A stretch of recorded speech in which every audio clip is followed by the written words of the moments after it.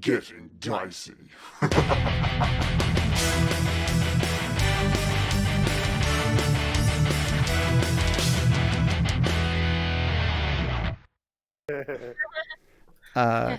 Cool.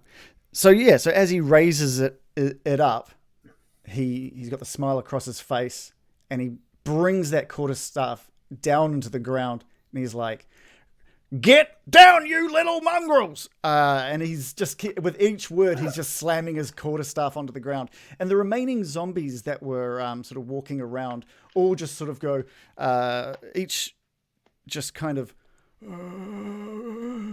and lower themselves down, almost like just as if they're dead again, back onto the ground. Some of them on the stairs, some of them just in the corners of this little pit that they were in, but they're all just prone now on the ground. Heyman has basically called off his zombies. It's good to know. I think we're all stunned. Still not stunned. What do we do with this guy? Oh, unexpected. Ask him for a cup of tea.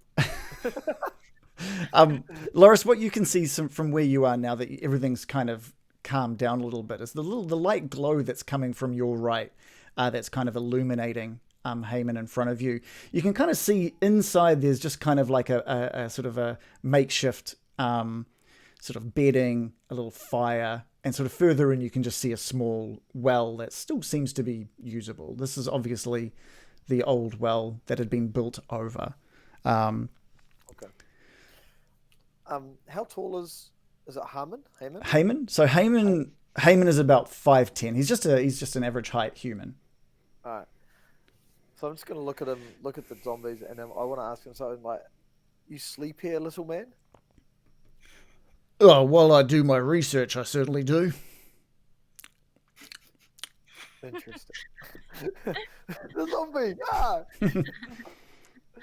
I don't understand what he's doing. He's playing with zombies. Look, why don't all of you just come down? Look, the zombies aren't going to do much to you now. I've basically deactivated them with that little call of mine. So why don't you guys make your way down here and we can, I don't know, catch up before we have a little kip, hey? He's a strange man. Are we still following the turn order? If you'd like to, I can bring that turn order back. So, in that case, he's had his turn. The zombies are basically out of the turn order now. Gil, over to you then. I'm just going to look expectantly at the Baron. Okay. Just ignore me. I'm gonna get a like, ¿Qué pasa? Yeah, I mean, the Baron was the one that was kind of controlling this flow of conversation at the moment, and now he's telling us not to talk to him until he's got his microphone sorted. I'm not saying that. Let's go and get a cup of tea with this guy. Okay. Okay. I'll start making my way down if I've heard that. Okay, cool. Yeah, I'll go with you, Gil. Cool. American? I shall proceed with caution also. All right, Sig. You have muted yourself. There we go. Sig is super hesitant to have a cup of tea with a zombie herder. And he looks over to Loris in a should we mess everyone up kind of look. And just pauses that for a moment. And he hopes that Loris understands that at a moment's notice we can bring death upon everybody. Wait, so are you voicing something? No. So you're giving him a look. It's a knowing look. A knowing look. Expecting me to understand. Okay. What would you like me to roll? Well, actually, Loris, it's pitch black, so you don't have dark vision, do you? No. Right, so you don't see anything coming from Sig's face. You don't see Sig's. You're a shiny man in a very lit area. Yeah. So Sig, I'll let you continue. So you've looked down, you've sort of gone like tried to get Loris's attention, but he's not really he's facing Heyman at the moment, so he's not really seeing what you're trying to do. With that, Sig follows the rest of his party down for a cup of tea. Okay. It's But very. he's like pumped as and ready. I'm quite nervous myself. I witnessed Loros fall into the hole, didn't I? Into the pit. I jumped. Yeah, Is he yeah. all- I landed badly. I jumped. Yes. Are you all right, Loros? I've got a few scratches, but I'm okay. All right. All right. He's a tough guy. I've fallen more than once. I'll probably do it again. Okay, cool. So we'll move. So if Sig's moving over and Baron's moving through as well, we'll be back to Loris. Loris, you've sort of noticed everyone moving down, the shuffling of people moving back down towards you. Yeah. Given the invitation to tea, I think I'm just going to stay outside. I'm not comfortable in small spaces, and especially what looks like someone's disheveled bedroom. I'm just going to stay outside and watch the zombies because I really don't trust this guy that much. Cool. The zombies aren't even doing. They're doing nothing. Are they They're actually not. breathing, or are they just sort of just lying there? They are motionless. They're not breathing. There's nothing coming from them. All right. I'm just going to stay outside and watch them. Okay, cool. So, do we want to continue with the turn order? What are we wanting to do here? Nah. I'm just gonna clap my hand on Laris's shoulder and just say, "It's okay. I doubt this one was made by children."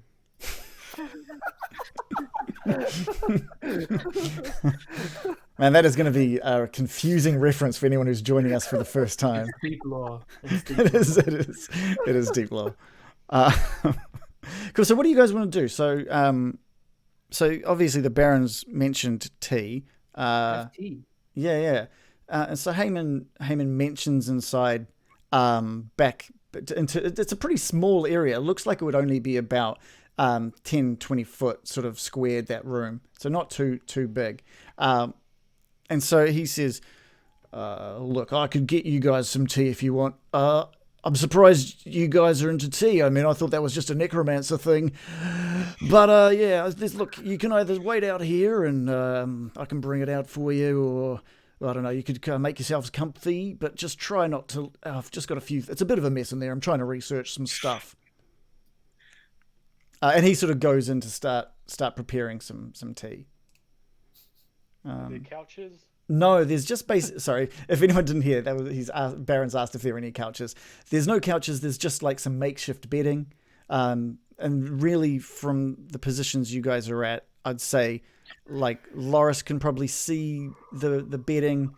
You can see there's probably some bags, like baggage or bags in there as well. But yeah, and again, that well. And that's about it. And you can see Heyman in there now, just sort of creating a small pot of tea over his fire. I'd like to look over at Sig and whisper under my breath, I'm not too sure about this. Do you guys like oolong? Because I've got some sweet oolong tea in here. You hear Heyman call out. Do you have any Earl Grey? Any Earl Grey. And you can see him sort of like, Earl Grey. And he kind of turns around into his bag and starts sort of like looking around. He's like, look, I've got peppermint and I've got oolong. It's kind of the oolong's a bit of a necromancer favourite. I don't know about you guys, but look, I'll make up some oolong and we'll see how that goes. Very kind of you. Sig whispers back to American, I think we should be prepared for battle at a moment's notice. Less even. Indeed. And Sig will start to drag the corpses of the zombies into a pile. Okay. Yeah. All right. So you just want to. So we'll say over the next kind of like 10 minutes, you could probably drag maybe 3 bodies over. So in 10 minutes, when that passes, we'll move some zombies around for you. Cool. Cool. You got a little pile there. Sweet. And Heyman comes out with a couple of little metal cups. He says, I don't normally entertain, so I don't have too many of these. Look, we might just have to have like a couple. Like, who wants one? Who's really thirsty for a tea first, and they can enjoy it. Then I'll make a couple more, and we'll be good. Did I tell you guys about the orcs that I saw? Oh, and he hands one of the mugs to Gil and one to the Baron. And Thank you. and Eamon just takes a big sip out of one that he's got there for himself as well. He's just like, now that's a it's a hot one. Ooh. Burnt my mouth. Sorry. Anyway, carry on.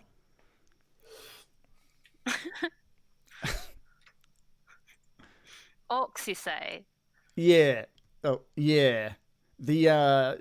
I think I mentioned them before. Look, I was about to head off anyway in the morning. I kind of got scouted out by some orcs, and I don't think they're going to be pretty polite about it. You know, orcs. Orcs from where? Orcs from where? I don't know.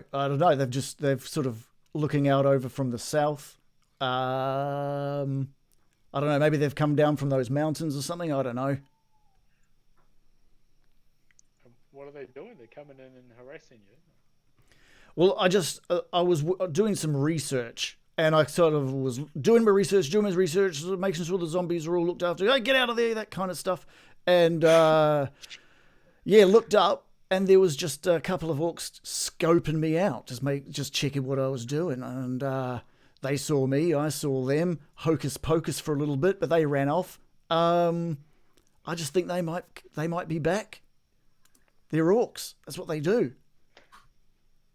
Right, but you haven't spoken to them. They haven't given any demands, or they're just spying on you. Yeah, they were a wee way away. They weren't brave enough to come down and take on the mighty Haman. Yeah, and he kind of just like flexes his muscles a little bit.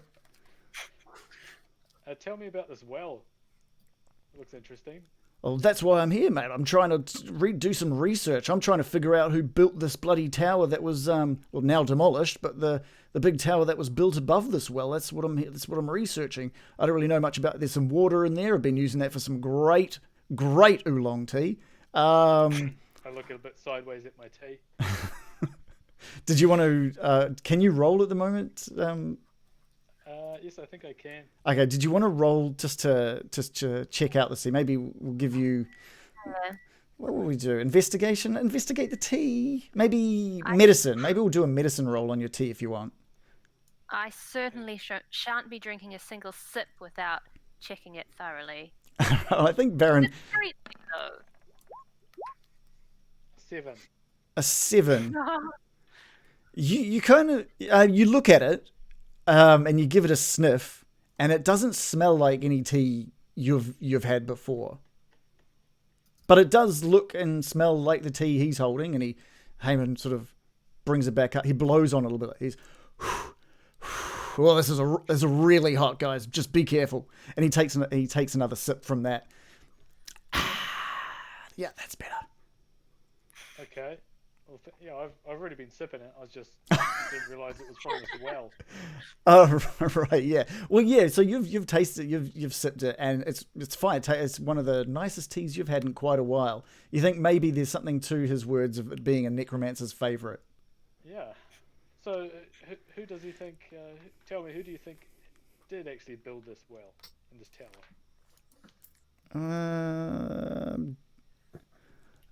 Look, I'm not quite sure.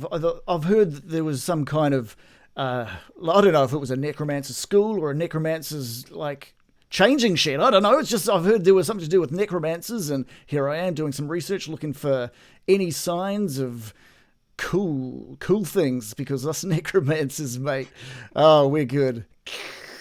A necromancer's changing room? I'm just saying, it could have been anything, mate. Oh, that's what I'm just here to look. There's a nice bit of there's thinking. what.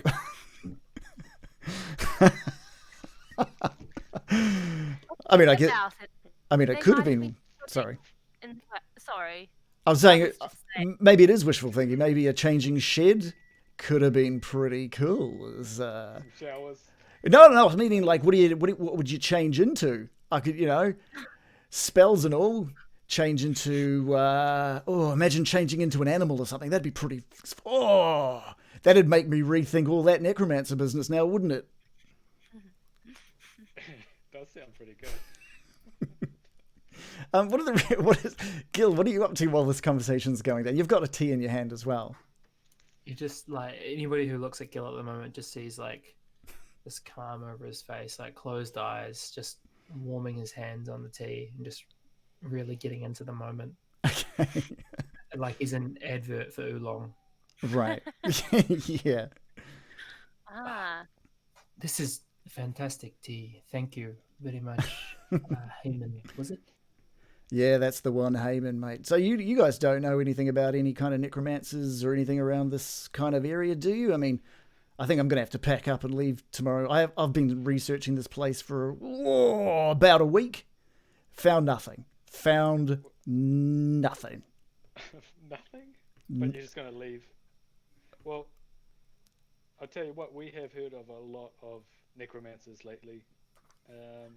But as far as ancient ones, have you heard of someone called Sea North? Sea North. I've heard stories, but I don't know much. He's, I mean, any necromancer worth his gold would have heard of the name, I guess, and definitely I have heard the name, but that's about as far as he was. It was quite a while ago. That one, wasn't he? He might have even been just legend for all I know. I thought it was about 100 years ago. He was still alive, at least. Oh, that's pretty accurate. That's a very definite. Where have you been hearing these kind of things from, huh? From someone called Agatha. Tell me more. She sounds like a smart one. Yeah, maybe Gil, do you want to? You know about Agatha? Maybe you want to tell. Yes, of course. So Agatha, well, she's no longer amongst the living. She was that way when we found her. She was a banshee. Ooh. Okay, now we're talking. And we. Oh, sorry, we've got some. One second, Gil. We've got some serious microphone scratching happening. So sorry. Oh, let's just. What's going on? And you've got your you're still connected to the app, I think. So Very sorry. I've fucked everything up. this is D&D ASMR, everybody. Welcome. Oh, jeez. This is probably a good time to mention Random Origins. You've done you've shared 200 bits, so you've got a point of inspiration to give to someone as well. So just let me know when you want to give that to someone. Which also means we're 200 points closer for Billy spawning. She was rumored to be very, very beautiful in her day. And I've not met many banshees, but she was pretty hot. And so you got some information from a banshee. Like that's pretty. Oh, you guys could maybe tell me where she was. Maybe she can give me the answers I'm looking for. She was in the forest to the north, but she did disappear. And he pulls out like a small kind of scroll with just like a really crudely drawn map on it. And he's like, "Look, if you could just pinpoint where she was, I would be, boy, oh boy, would I be grateful. Unless, yeah, no, I wouldn't dare ask you guys to go back. Look, you just mark her on the map for me. I'll go check her out. I'm going to be leaving tomorrow anyway, so maybe I'll head up that way." I don't see why not. We've, I mean, I don't mean to say that it's not dangerous. I hope you know that. We were very lucky. Yeah, I mean, I've got a little bit of protection here, and he points over to his zombies, and he says, "Don't you worry. When I need them to be a little angrier, trust me, I can be defended pretty well by these little guys." How do they go with fighting incorporeal things? I've never really tried, to be honest.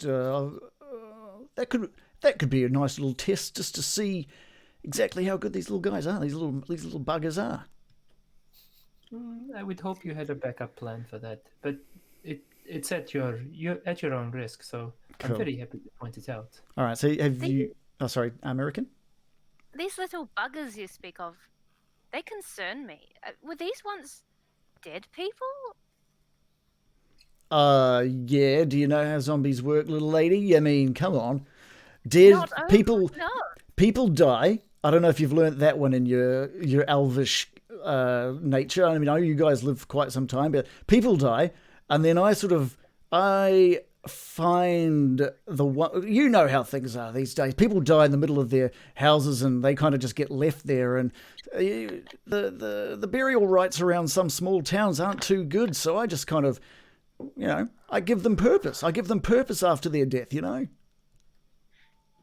know that I'm okay with this. I mean, did the families of these people know you're desecrating their corpses? You mean, did the families who left them to rot in their homes care if I gave them some meaning after their deaths? I don't know, and I don't really care. It's not like I'm killing these things. I'm just making the most of a pretty crappy situation. They've got some purpose. They help me out. I keep them. I don't want to say alive, but I keep them. Well, it seems that they are attacking others, and you're not overly concerned about that. Look, I'm worried that you're not being responsible. Hey, I'm doing my best just to do what I got to do in this world. Like they are defending me from people and orcs that come around here and try to stop me from just. I'm just doing research. I'm just like an innocent guy doing some research, and it's not like I've killed anyone with these things. Yeah, reduce, reuse, recycle. That's the motto of the necromancer. I'm concerned he's just a little flippant. Sig. I think Sig has something to say. Sig wonders how many zombies he's moved in this time. All right. Loris has been helping too. All right. So you've dragged a few of the zombies. You get to about 3 or 4.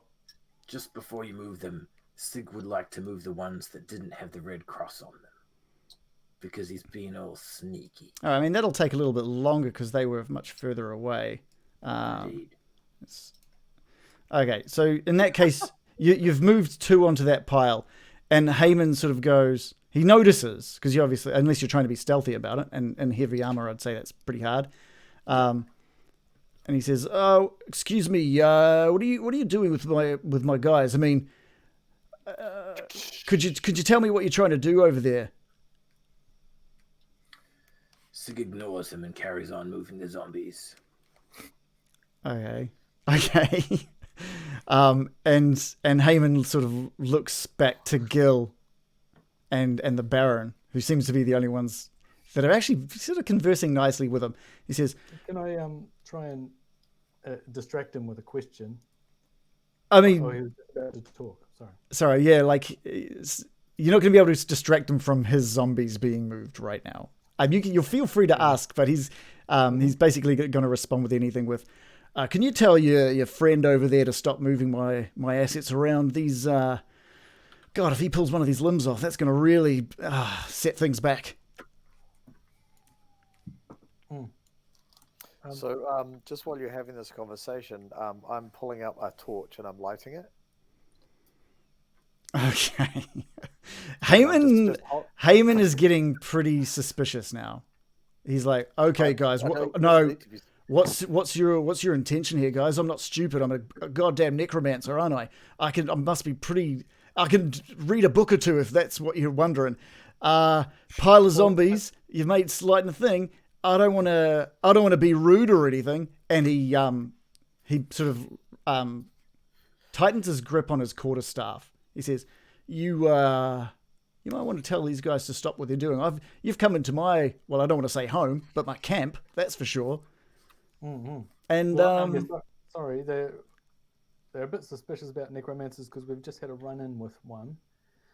They tried to kill us, and he was working with someone else named Nesna. Have you heard that name? I don't know the man. I don't know. I've never heard of Nesna. Look, a drow necromancer. they are. I mean, that sounds super cool. I mean, that sounds really cool. But you guys are kind of messing with my defense. I hope you guys don't mind, but I'm just going to bring him back into the land of the living, he says with his kind of air quotes. Gil? What race is Heyman? He's a human. So just like while he's talking, I just say, I'm sure you can appreciate Master Heyman. We not all of us can see in the dark, yourself included. That's why Loros has lit his torch. I don't think any offense is meant by it. Well, you could mean a little less offense if you tell your mate over there to stop messing with my defenses. I'll call out to him. Sigmund, do you mind? We're trying to have tea. Oh, that's how he knows he's in trouble. So Sig looks to Mr. Loris with his much closer look to know that he's ready for battle at a moment's notice. He looks across to Mr. Gill. He says, "Just a little bit longer, Mr. Gill." I'll have none of this. You keep messing with my defenses. You guys are not welcome here. And I'll only say it once. You step away from my defenses right now, or there'll be no tea. Sig. This is really good tea, Sig. Please. That's good.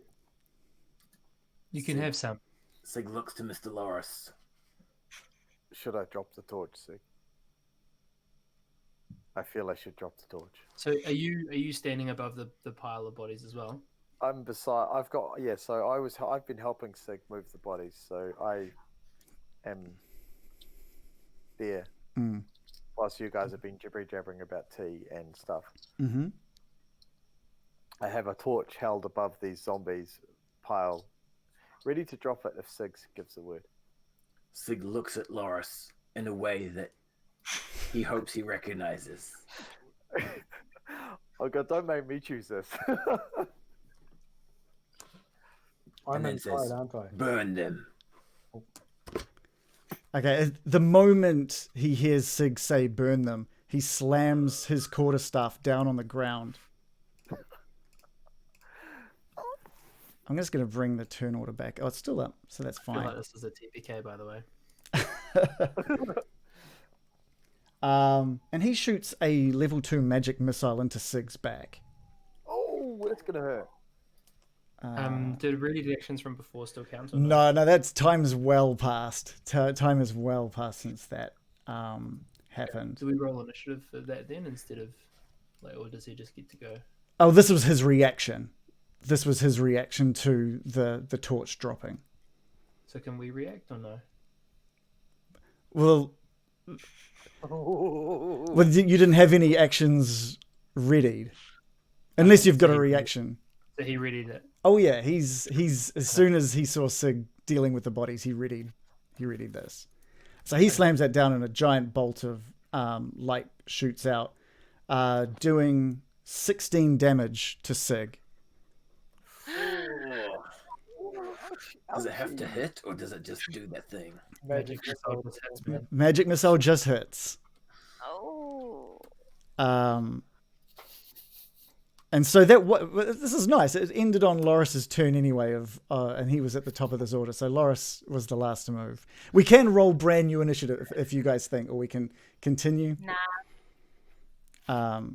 It is Heyman's turn after having reacted. And he casts level 2 magic missile again at Sig. Oh, No. damn. Doing 15 damage. Oh, Sigmund. He turns to the rest of you with his turn, just says, "Look, I've been pretty polite. Made sure that you guys got the message here. Now, you guys gonna leave comfortably, or do I need to keep going?" And it is the zombies' turns, and they are still all dormant on the ground, except for 2 which are on fire and taking damage. Gil, your turn.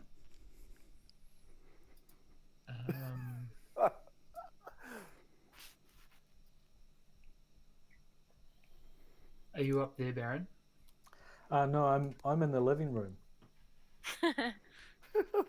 That's why I thought I was we looking were at the having a well. conversation outside. Oh, where's the well? I thought it was in this He's Yeah, currently. He brought tea outside. Oh yeah, so you guys are all been outside. So there's the little glow coming from behind. I see. Yeah. I see. I thought we were looking at bedding and stuff like that. It was behind him. Correct. Fucking hell. I don't know why we came down here to start a fight. If we're going to start a fight, we've just done it. Yeah, Instead of fucking doing it at the worst time. would have been good. Sorry, one second.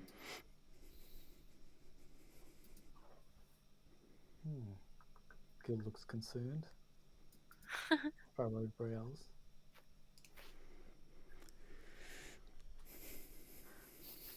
Thoughtful face. Do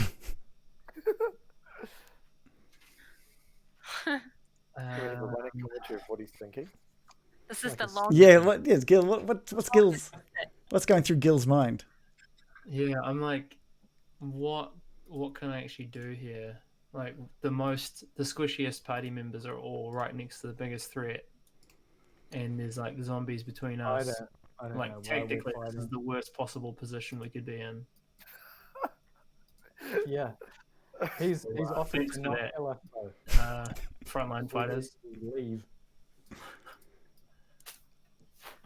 I think Gil would just try to settle the situation to say, Sig Loros, what are you doing? What? Can we just check what Sig's status is right now? Is he in a dying state or is he okay? He is. In a dying state. So Sig is in a dying state next to some burning. Oh, he's in a, okay. Yeah. Sorry, I didn't realize he's in a dying state. In that case, that makes things really clear. Gil runs over and casts Cure Wounds on him.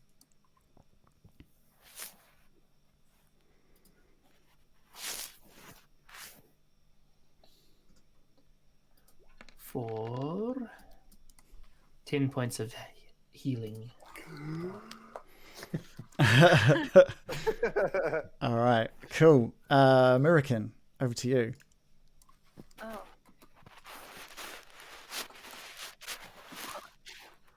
What? Someone's microphone's making some noise. Mine, I'm sorry. I cast sandpaper.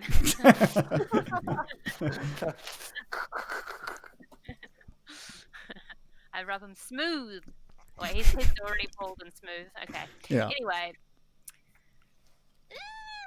This is bad. This is bad. I'm going to try to de-escalate the situation, and I'm going to turn to him and say, listen, I'm sorry, things have not gone smoothly. My compatriots are very impulsive people.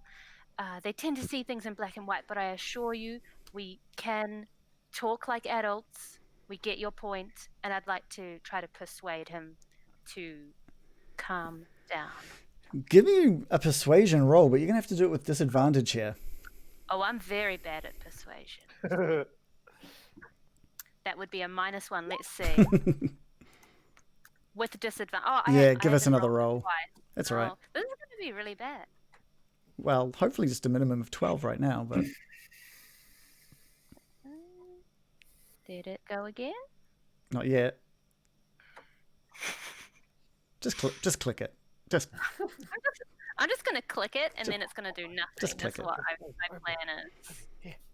I mean, why It's don't not we just say it's a 12 then, since It's having not issues.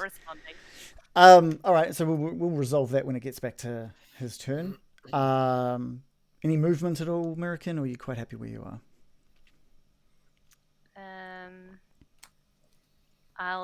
I'll just stay where I am. Cool.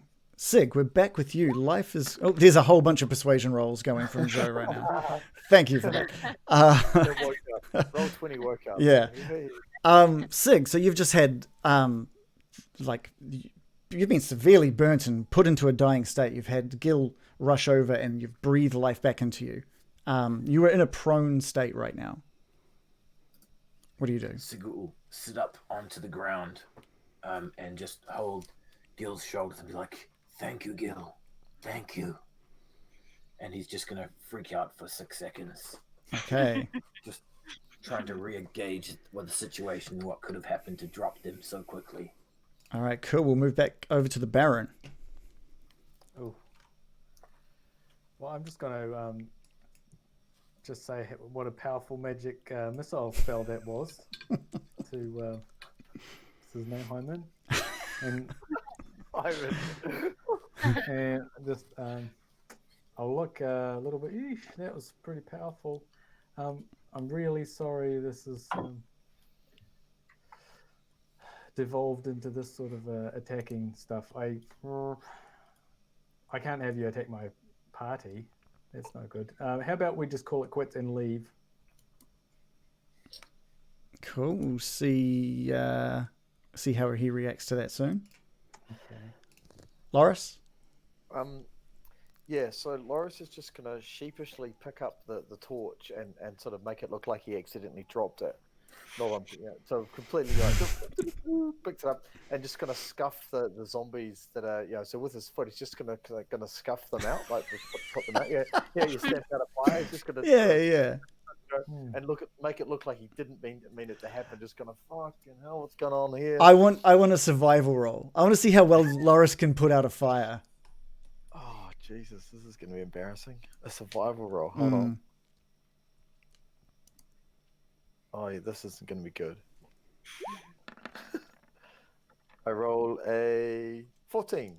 14. Okay, I'd say 14's enough for you to successfully do it without it looking like you're kicking the shit out of his zombies. Okay, is there anything else you wanted to do that turn? I just want to give Sig a bit of a look and like, nice little nap there, Tin Man.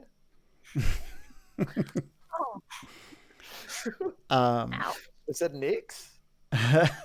in your book?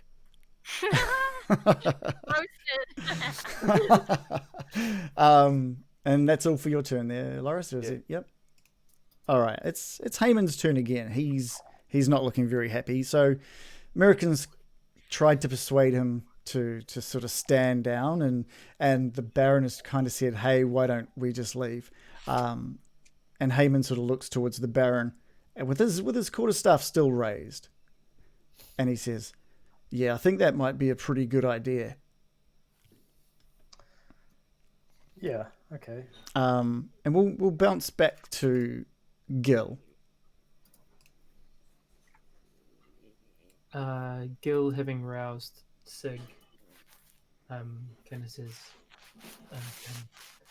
"It's all right. You're still here," and kind of turns and shoots Dagger's eyes at Hayman and says, "Was that really called for?"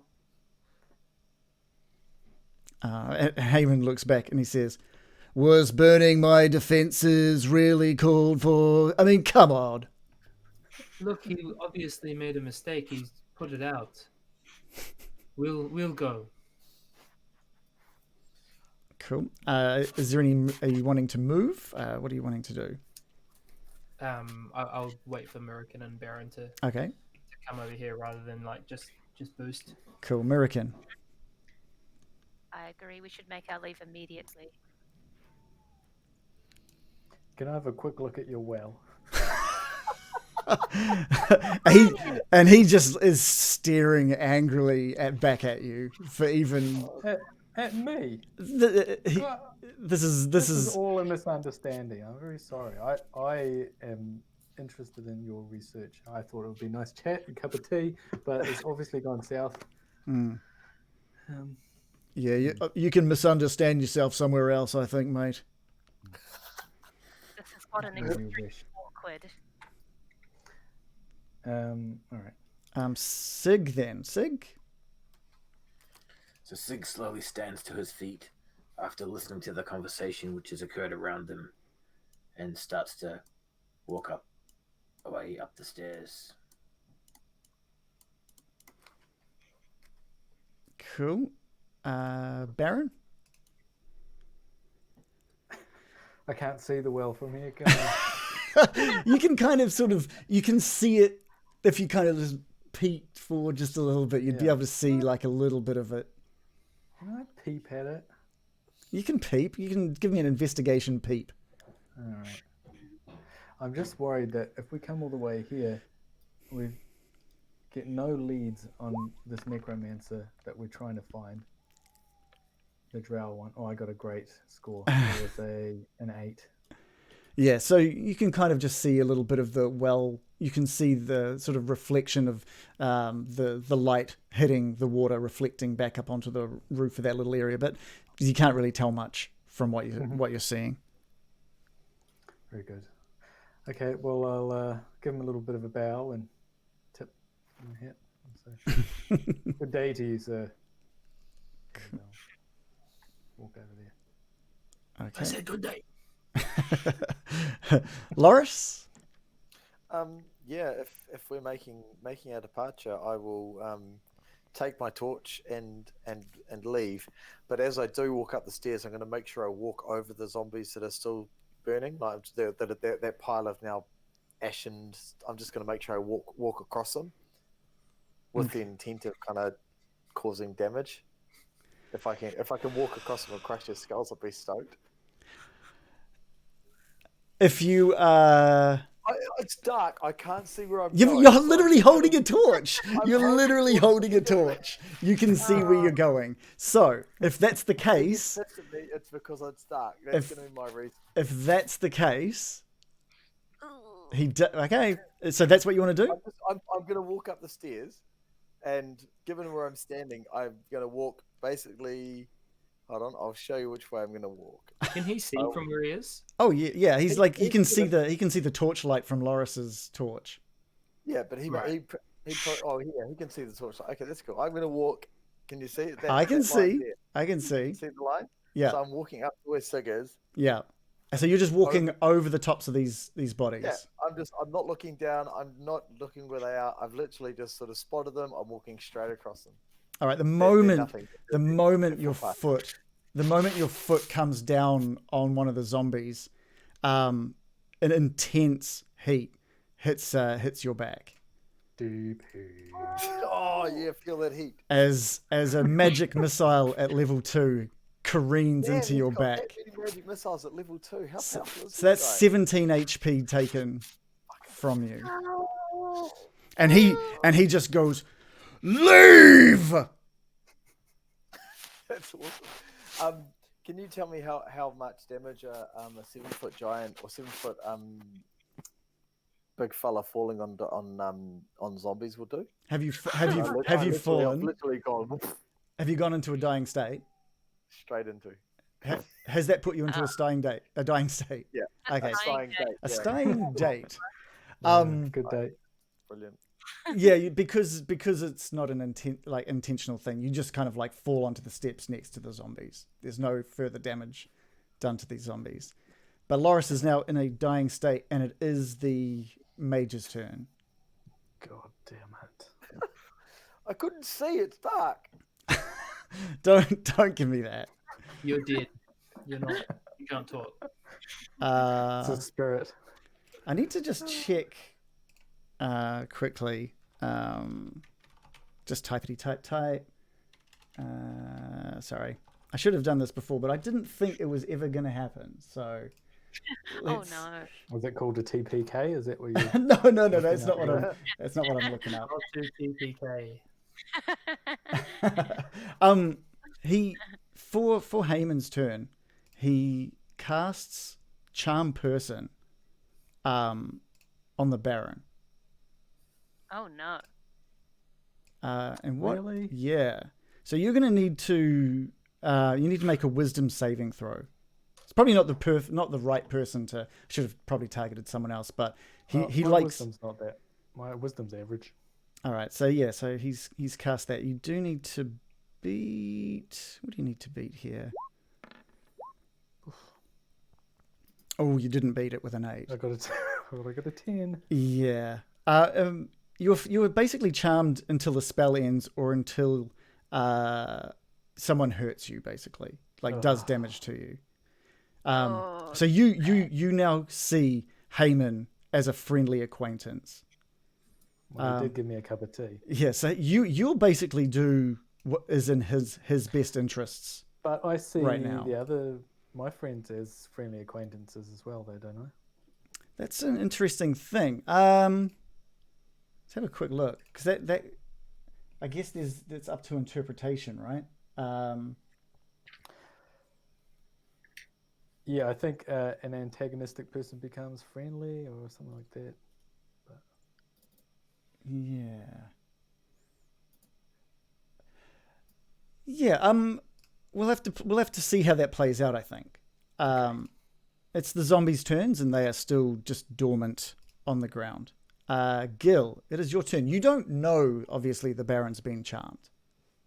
But you do know that Loris is in a dying state. Did he see the necromancer winking at me? No. He may have seen an effect from the quarterstaff, although he is moving away. So probably not. He probably didn't even see anything. You guys are all heading up the stairs. I'm just going to, like, very slowly and very deliberately crouch down and place the teacup on the ground in front of me. Stand back up with my hands up. Walk away towards Loris and heal him before walking up the stairs. And I'm just going to try to, like, pull him away from his path of destruction as I do. Okay, cool. Mirakin, back to you. And healing him for... Oh, sorry. Some health. Sorry, wrong one. This kills 4. All right. Loris gets 4 HP back. Mirakin, over to you. This is a very volatile situation. I'd like to lightly scold Loris. You deliberately did that. You antagonized this guy, didn't you? Oh, you're muted, Dave. Oh, okay. He's just nodding He's vigorously. just nodding and smiling. It was dark. And he's just lying on his back like, yeah. Yep, Okay. got me. Sorry. Not sorry. I think it wise to remove ourselves from the situation before more of our numbers are down, and I continue retreating with my I'm still facing Heyman just in case he tries another hitting someone else in the back with one of the spells. So I'm very on edge and I'm readying an action should he make another move. Right. So I need to know what move you're looking for and what action you will take. If I see him cast another magic missile, I'd like to ready a dodge. Okay. Yeah, cool. Sig, we're back to you. So Sig can see that Mr. Loris is able again.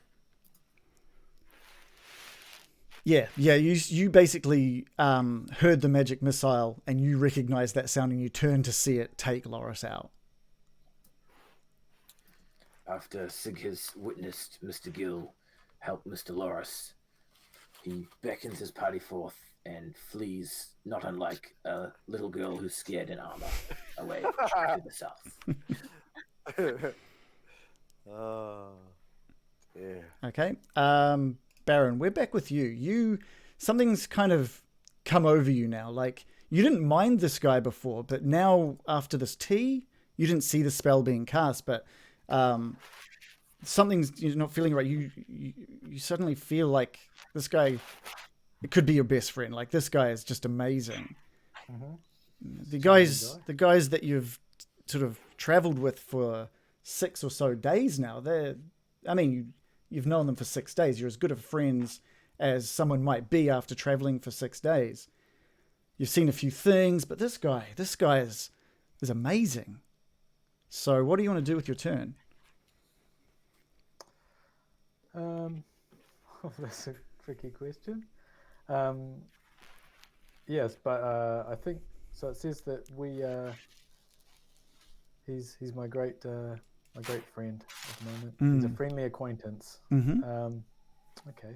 So yeah, maybe I'll just come back and start chatting to him about research. Okay. All right. And the mage is just kind of smiling at the fact that you've come back. Okay. Loris. Yeah. So obviously feeling a hell of a lot more sore than I was before I got shot in the back. Just gonna kind of clamber up to a standing position again, and continue walking up the stairs, avoiding the bodies that are lying on the stairs because oh, that's what they are, right? Oh yeah. Look back, give a wave, and then I'll just carry on up the stairs. So I think I can probably get up the stairs to the top point there if I've got 15. Okay. Cool. Anything else? I'm just gonna quietly Sig, wait up, because I wouldn't mind having a catch up with Sig Okay, cool. before the rest of this kind of collapses. All right. It's the mage's turn again. He pours. He tops up the Baron's cup with the tea, and just kind of whispers in his ear, just like, "All right, if you could just keep watch for me while I just pack up my stuff, that'd be great. Thanks, mate." And he disappears from view. Thing, buddy. He sort of goes in and disappears from view, from all but the Baron. Zombies are still just lying around doing nothing. Gil, back to you. I'm just gonna call out to the Baron and say, "What are you doing, Baron? Come on, let's go." I guess I could. Want to call anger him further. Yeah, feel free to Just give you respond. a nice wave. Hi. Just hanging out with my friend. He's no You friend. should come back. He's great. He's a great guy. As something of a mind mage, would I recognize that something? Oh, it's clear to all of you. Doesn't matter. It's clear something's not quite right here. I'm gonna move up here and just call out, "Psst, Milligan, Loros, Sig. The Baron is in trouble." I'll let you guys. I'll let that just keep going. I think keep going. Just waving. Oh my goodness, I've seen this before. This is an enchantment. What do you propose we do? I have a plan. I Go mean, on. he seems quite happy. He's not. Loros, I need you to grab him and run. If he struggles, he could easily knock me down in my current state. All he needs to do is slap me and I will fall on top of him. Thought you were strong. I'm strong, but after the shot in the back from the other mage, I'm not really in that good a state. I just go, ugh, and lay my hands on him and cure him again. My Don't punches do. Oh, I've got good berries, and so do you. I think I ate my last good berries. As soon as you give them to me, I eat them. Thanks, mine. Take another 11. Oh, that's better. Feeling a whole lot better now. Thanks. All right, with 11, I'm comfortable to run down and grab the Baron and run back. I'm So you more should than- be on 15 total. Yeah. Gil, is that the whole plan? No. All right. Well, before Loris runs down, we'll move over to Sig just so we can move through the turn order. The Sig has heard the voices of his party behind him, and he goes back to see what the problem is, and nods at Mr. Gill's plan. It was a much better plan than mine, it seems. Okay. How many X's did you get, Sig? One too really- many, Mr. Loris. I'm curious. All right. So we're back at the Baron. The last thing Baron has heard is Heyman asking him just to keep watch while he packs up the stuff. Mhm. Cool. So it's your turn. What are you going to be doing? What does that look like from you? I'm just looking out for stuff. for my buddy. I'll just look into the door and try and give him a nice little wave, and a thumbs up. Everything looks good out here. Okay, and he just sort of, okay, gives you a little wave back, a little thumbs up. Yeah. My mate Hyman, Yeah. good guy. Okay, cool. Loris, we'll jump back to you. Yeah, so I'm just doing. I'm quite prepared to run and grab him, but even if I dash, I'm still going to get 10 feet away from him. Okay. So it's literally going to look like I'm charging at him. Yeah. Which Okay. I'm happy to do. Maybe. What we can do, because we can do just a back and forth between you and the Baron for the next couple of moves if everyone else is happy with that. Yeah. So you can run and end up a good 10 foot from him. Because if I dash, I get to about there. So Yeah. we're happy with this plan, yeah? Can I ready one thing? Yes, please. So if I see the Baron, or if I see Haman, actually I'll make it Haman. If I see Haman pop up and start to cast a spell, I'm going to cast Silence. Okay. Okay. Cool. Okay. So this is important. So running that line, so as straight as I can towards Baron, which by those calculations I miss the dead things. But running as fast as I can, not making any noise, just going as fast as I can, running towards him. Give me a stealth roll just to see how quietly you do run down. Funnily enough, that's one of those things I'm actually good at. It is. It is. Yeah. You go down pretty quietly. Haman is just in his sort of makeshift room, packing up his things, and he kind of just sort of calls out to the Baron. Now you make sure that you let me know if anybody gets close or anything, because I just need you. Look, with a few of my zombies down, it's going to take me a while to get them back up. You're my only defense right now, my friend. And it moves back. Well, we'll say it's the Baron's turn now. Okay. So that 21 stealth, does that mean that I can't see Loris running? It means he just did it quietly. Okay. If you were looking out that way, you would have seen him. You've still got the moonlight. You would have seen some shadows running towards something running towards you. Yeah, something tall that you would have probably recognized as Loris. He's still got his torch, I've haven't still got my torch. Oh, there we go. And he's still got his torch. You've seen me running towards you. It's light, and then it's me. Hey! Yeah. I'll just yell back. It's just me and my friends. Don't worry. Oh gosh. All good. Cool. Loris? Yeah, so I'm just gonna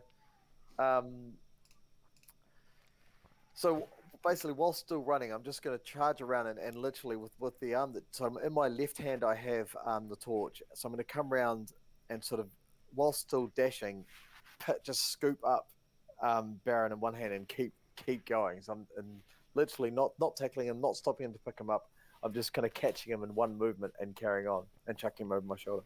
Cool. Baron, would you be trying to stop him? No, I wouldn't think that he's trying to attack me or anything. Right. If anything, I'll try and light my cigarette on his torch. All right. We won't do like a strength check or anything like that then, since you're not going to try and struggle. All right. So yeah, Loris, you've picked up the Baron and he's let it happen. Cool. What are you doing next? So basically, if I'll try and draw the track where I've gone. So it's come around here, pick him up, and then back that away. Okay. Okay, cool. What you can do is you can give me another stealth roll for your entire move back up the stairs, if that's where you're heading. Okay, yep, that's cool. I rolled a 5. Okay. Okay. Damn, fucking Baron, you made too much noise trying to light your cigarette. So yeah, move to the end of your and that sort of path that you've just drawn. Okay, so I'm there. And you make it that far before Heyman sort of pokes his head back outside and sees you running. and he just lets out a laugh. He's just sort of he's just laughing at what's going on here. So we'll move This back. is fun. Gil, what are you doing at this point? Seeing him, can I let rip my silence? Yeah, sure. Okay.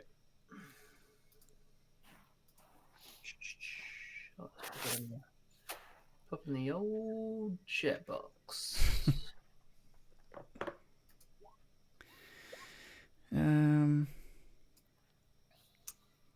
So for the duration, no sound can be created within or pass through a 20-foot radius sphere.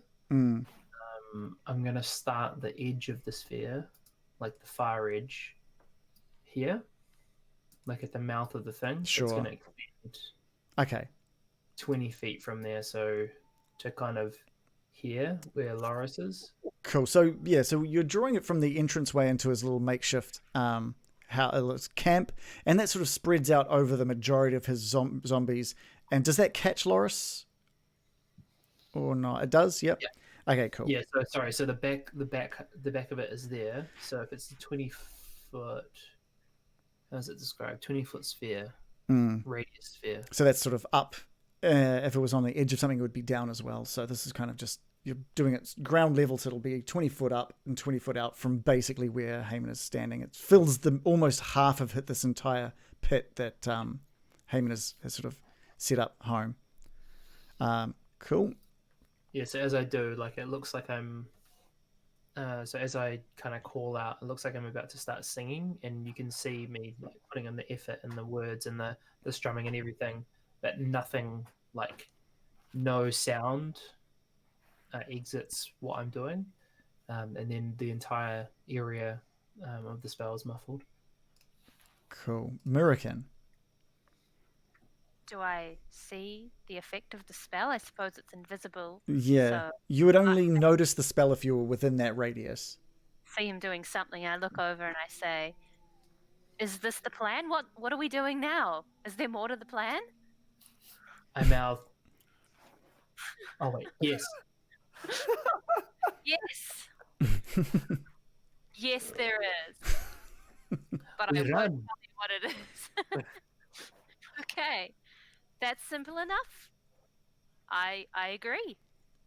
I'll like to use my turn to run. Okay, cool. Sig? And my action. Oh, sorry. Again, I will ready a dodge action for if I am attacked. Cool. Sig? Sig will make a tactical retreat also. Okay, nice. Baron, you're being held by a running Loris. What are you doing? I'm trying to light my cigarette, and I'm giving a thumbs up to I'm in.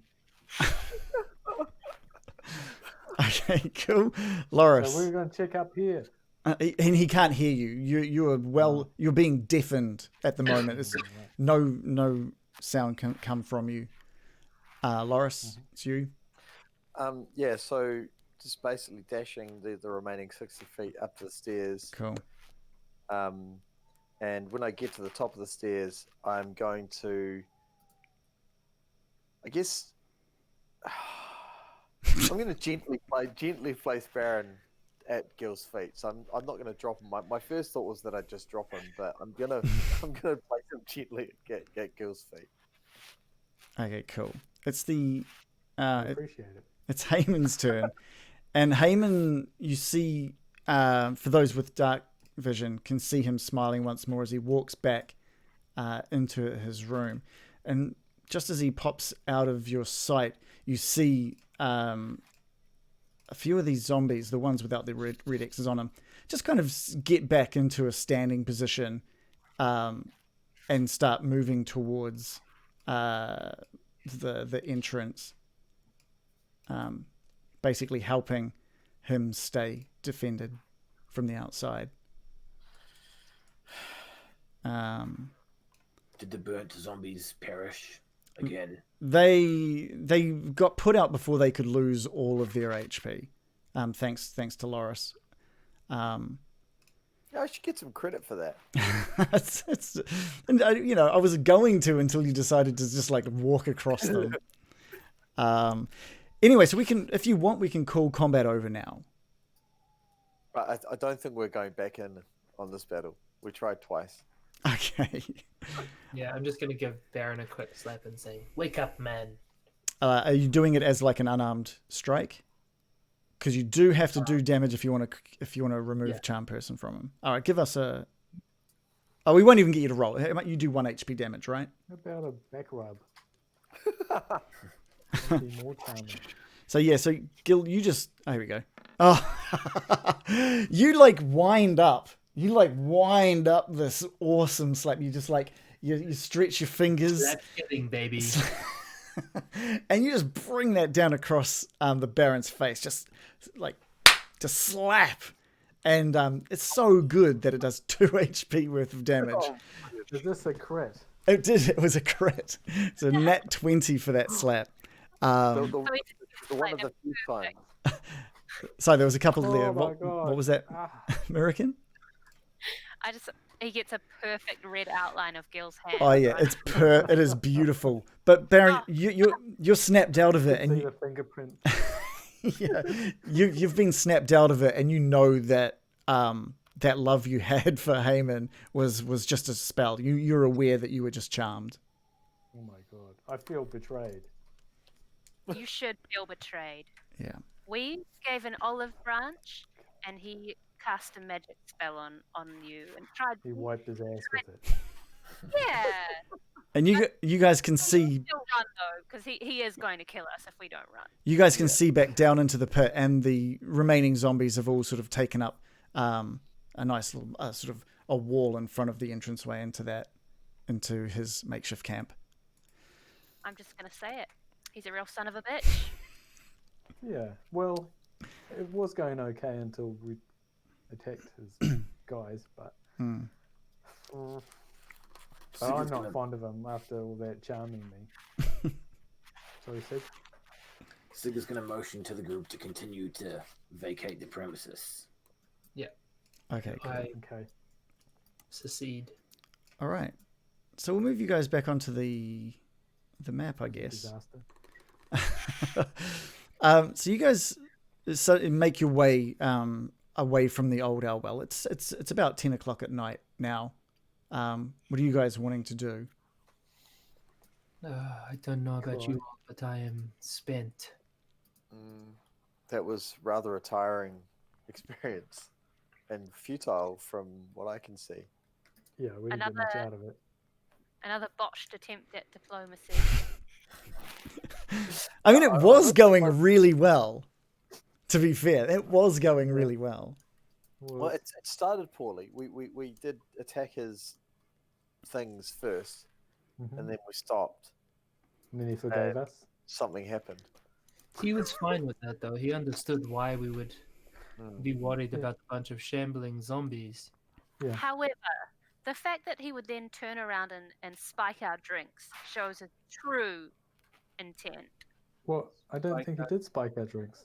Drinks? Was that not the charm spell in the tea? No. If it The were, tea was nice. He only cast it after we antagonized him then. Yeah. I It was just all going assumed very if well, you really. put something in that delicious oolong. Perhaps we should bunk down for the night and figure out our plan for the morrow. I agree. We should tend our wounds and then, yes, venture to where we need to go next. I was hoping that we would get some information out of that place because it's created by a necromancer in the past. There's so many necromancers to keep track of. But maybe that would have given us a clue as to where this drow necromancer is that was controlling glass stuff. I think with our current experience with necromancers, we need to be more cautious when we next meet one. I agree. Twice now we've sort of led ourselves into very dangerous situations, and there's been a necromancer at the front of it. Yes. I think it was going well. I think if we were going to attack him, we should have just attacked him. But we did it in the middle of it going well.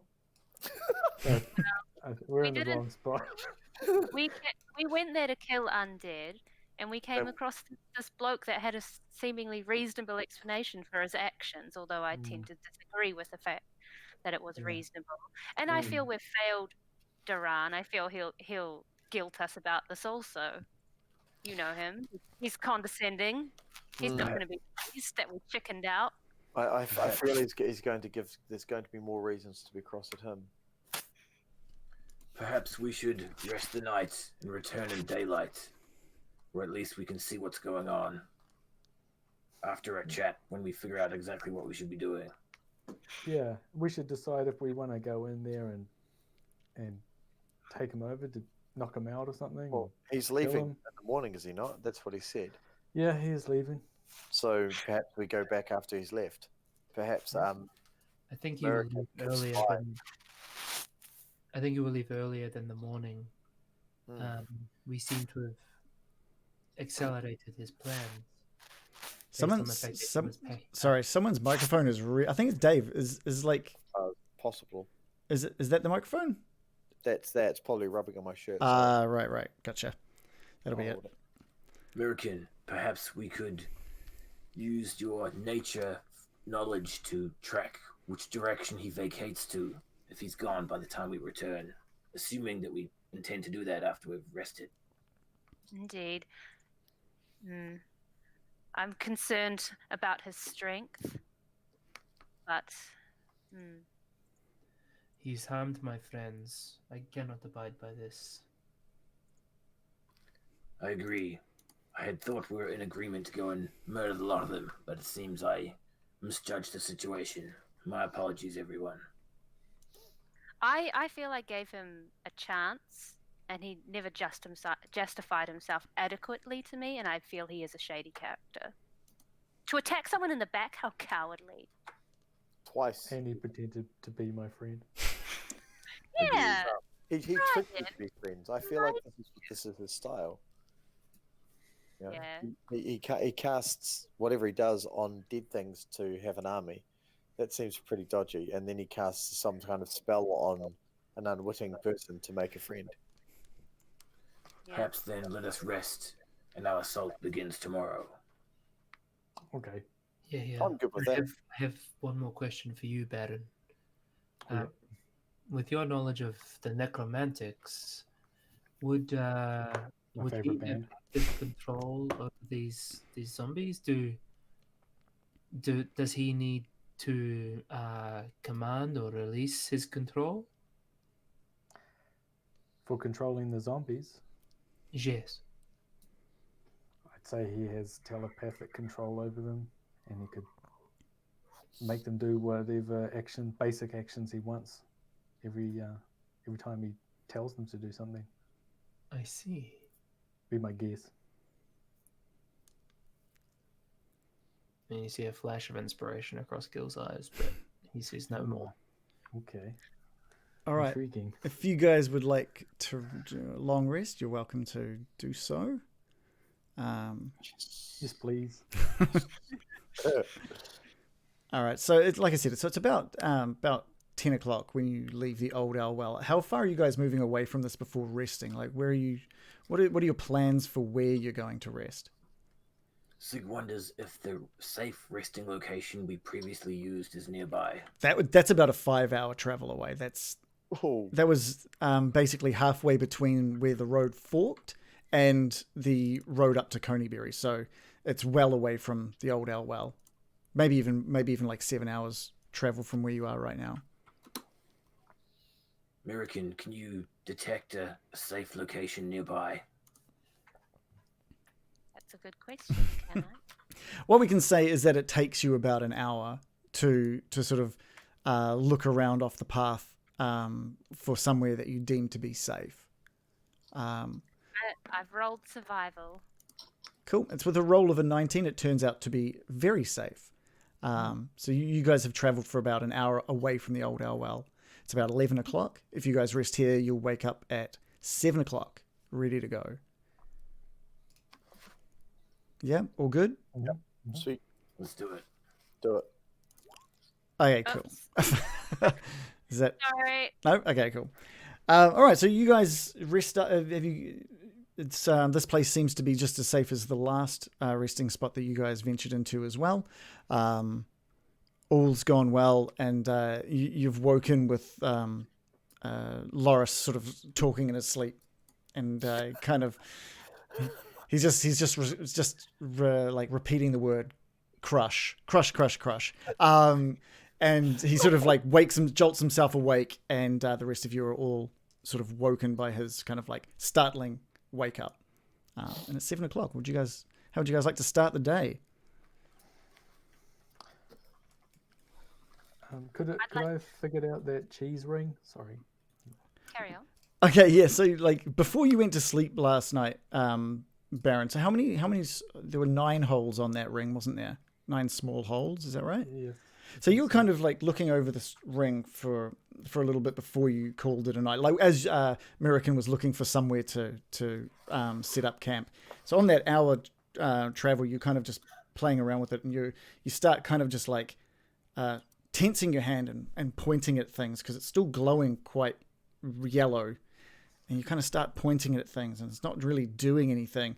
And but you concentrate in a certain way, and as you open your hand, you kind of you put your hand out, you concentrate really hard, you feel something on the inside of your hand, and you open up the hand that had the ring in it, and there's just a small piece of cheese. But you also notice that like you now stink. You are just reeking of like a cheesy scent. And the glow from this cheese ring has gone back to like a silverish tone, and there's one less hole now on this cheese ring, but you've got a piece of cheese in your hand. How odd. Yeah, what you find even more odd is when you wake up in the morning. So you've gone to bed stinking, and everyone else has kind of thought it smelt a little. They kind of moved their bedding away from you a little bit. We're top and tail, right? Yeah. And you've woken up this morning, and the cheese ring has its glow back, and you're no longer smelling. Okay, but I've still got a piece. You've just got a little piece of like little cheese that was left over from it. American, do you want to nibble on that cheese? Yeah, I want to feed it to my Still little spider babies in my hair. All right. Yeah, you I look. want to give them a treat. Okay, cool. It's magic cheese, I think.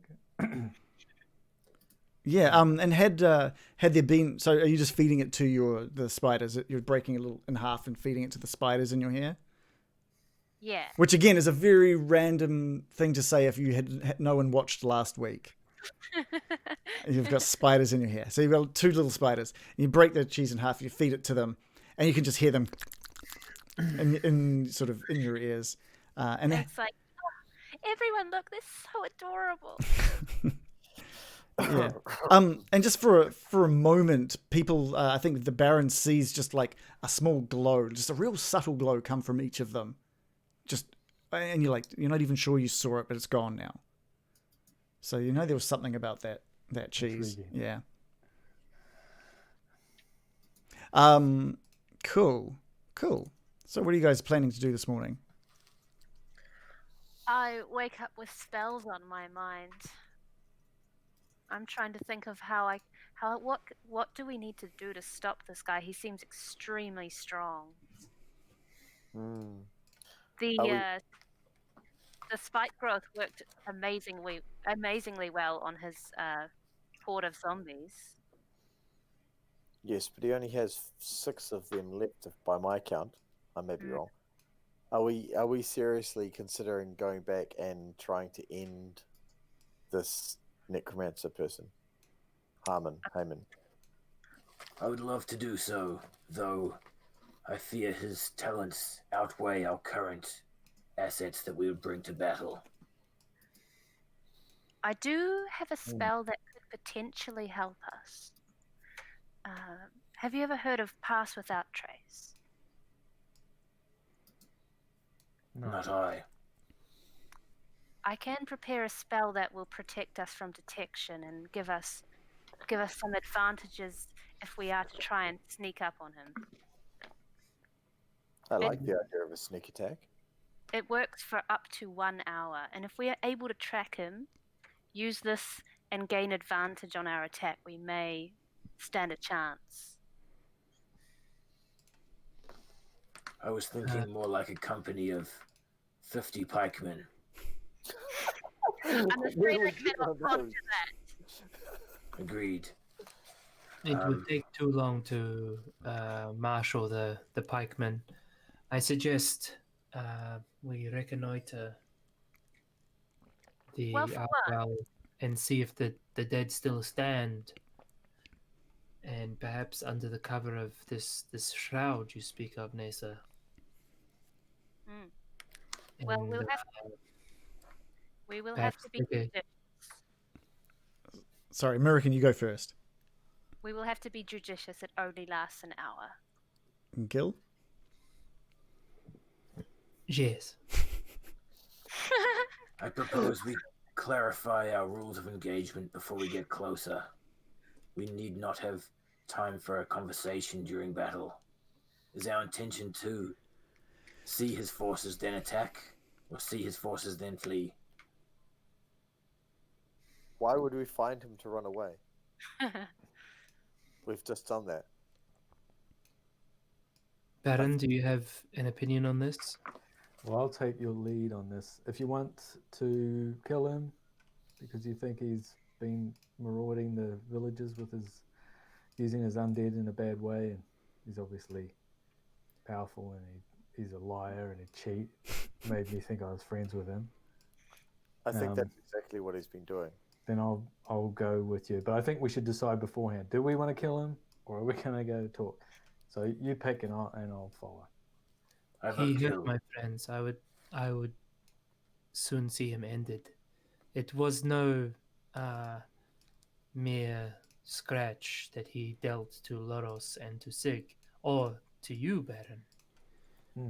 I think we were lucky to get out of there alive, but with the right preparations and the upper hand, I think we could neutralize this fellow. If you can use your silence on him, that might help us a great deal. Yes. Neutralizing his magic would be a good idea. Wouldn't it be... Sorry. Go. I was just going to say, if you could charm him right back, that would be quite amusing. But then we get stuck in that problem again if we make friends with them. Yeah, and as soon as we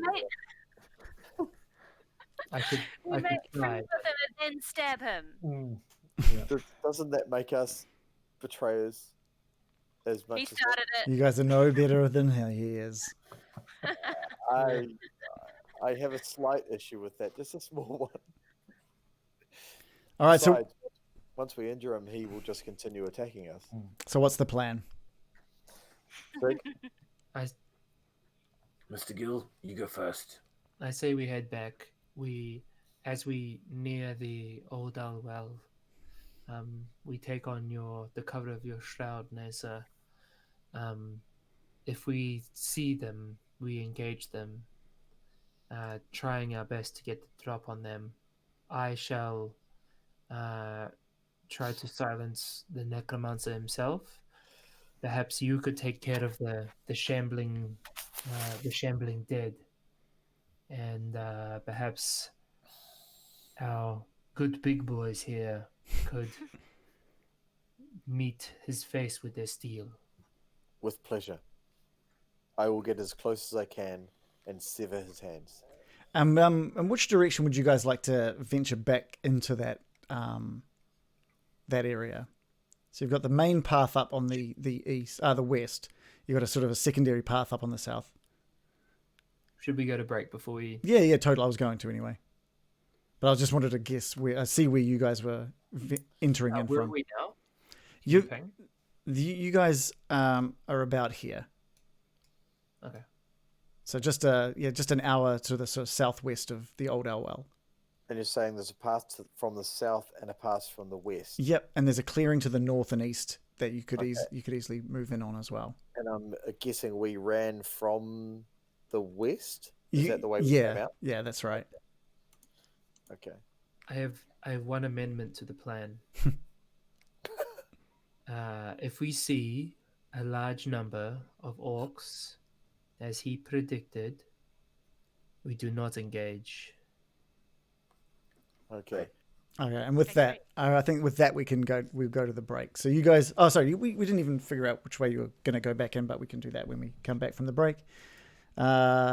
Cool. Put you guys back on the landing page. That was. I have one more thing. More things? Yeah.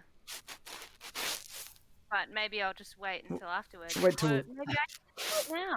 We can, if it's a plan. We wait till we get. It's not super important. Well, it actually is super important. Okay, we'll wait till we get back from the break. So this is where we take our usual. I say 5-minute break, but it's actually usually like 10 minutes. So we'll try and set it to 5 minutes this time. Everyone can go grab a drink if they need a drink, and that includes you viewers. Feel free to grab yourself a drink or ice cream like Sig likes. But only now, not ever while we're playing. Never No, will just we look play. at something and then you'll be really, really embarrassed. This is important. So Random Origins is wanting to know who hasn't got an inspiration point. I have one. So I think Baron and Dave both have one. Baron and I still have one. So I think the other three don't. I'm not sure about Sig though. No, I don't think Sig does. Okay, so Gil, do you have of one? the other three. No.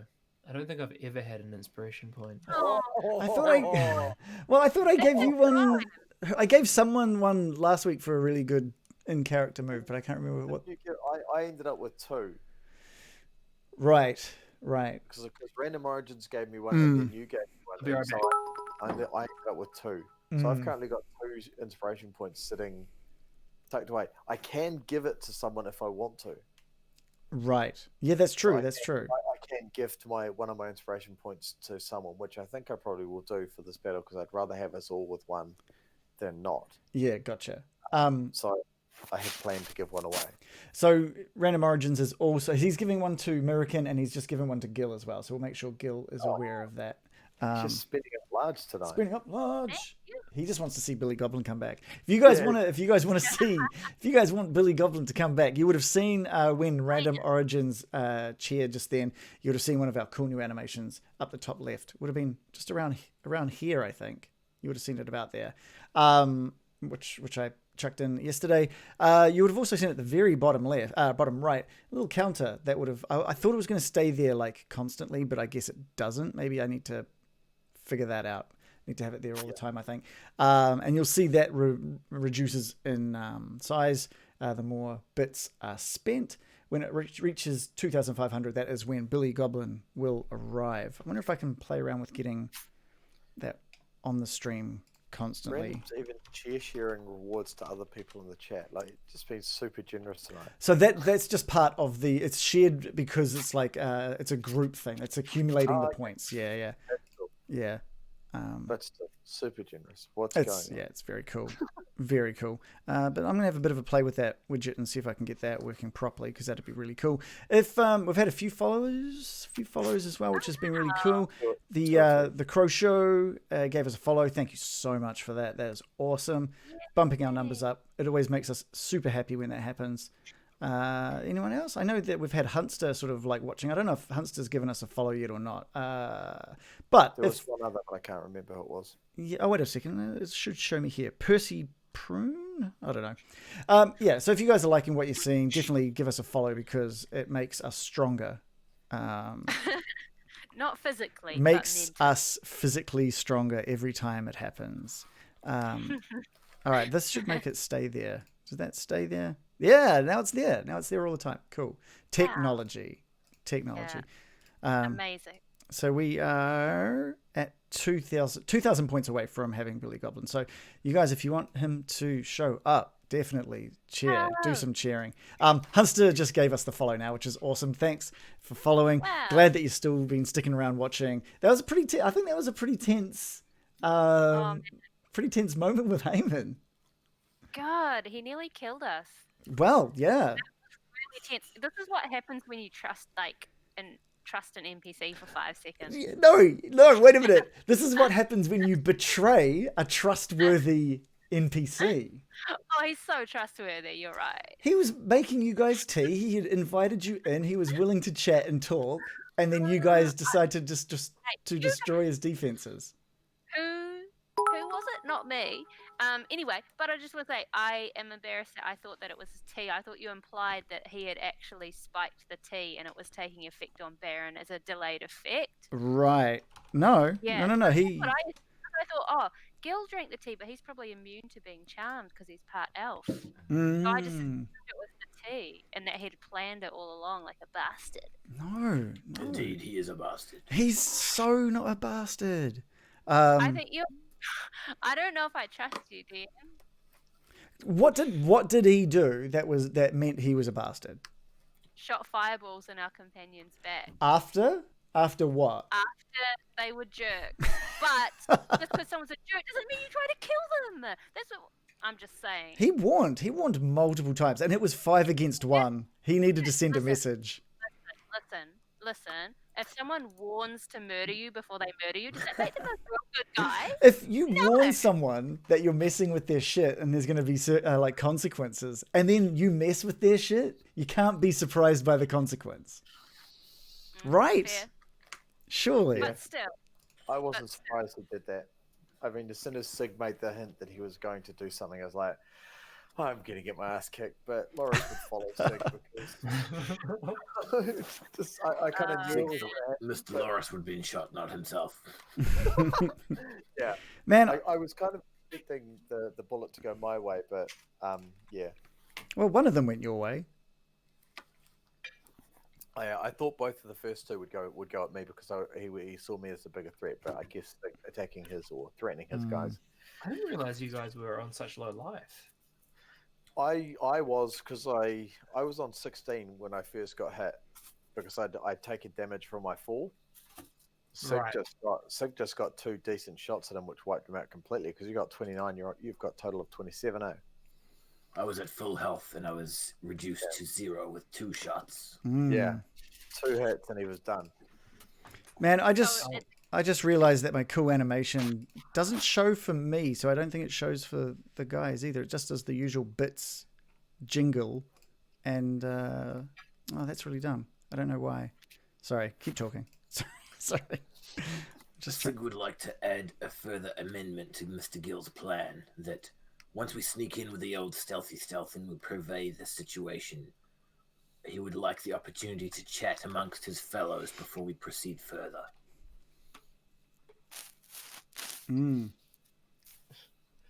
Well, I don't think we should take time chatting after the spell has been cast. That Velcro noise though. Yeah, where does scratching coming from? That's Dave's mic. Is that? It's 100%. It's Rush rubbing against my shirt. Sorry. We'll have. I'm saying we'll have no time to chat once we're in a stealth spell. It only lasts 10 minutes, so we should chat before that. It was an hour, now it's 10 minutes. Oh, sorry. It's only an hour. It's an hour. The spike growth is 10 minutes. Sorry. Reading the wrong spell. Oh, good. All right, so it sounds like you guys are all ready to jump back into it. So let's... Oh wait. I'm starting to feel guilted by the DM for deciding to kill a boy. Hey, no. I'm just relaying the facts of the matter. That's it. I'm just relaying the circumstances that occurred. Don't let the facts get in the way of a good murder here. Right? Yeah. Hunster mentioned, they said... No, he doesn't. We've learnt to never trust NPCs. They all must be destroyed. And said, to be fair, he probably sees these undead as more than just minions. So, of course, he would protect them. So that's some interesting little food. He mentioned them as tools and assets. Yes. He did. He did. There's defense. Deserves death. What? You use a sword and a shield to defend yourself. He is basically desecrating the dead of Man. the villagers you're trying to protect. That is rude. Murder hobo's gonna murder hobo, I guess. I want to say though, there's kind of like we've tried to talk to him. Yeah. And I think And then what did you guys do? We can't put that on him. It wasn't on him, and forgive me, but this is me, the person who loves just attacking shit. seeing this and said what we did. We were talking to him, and then we, as a party, attacked the people he told us not to, and we As a continued. party. I say as a party. Don't want to point fingers at anybody. I'm feeling very usually- moral.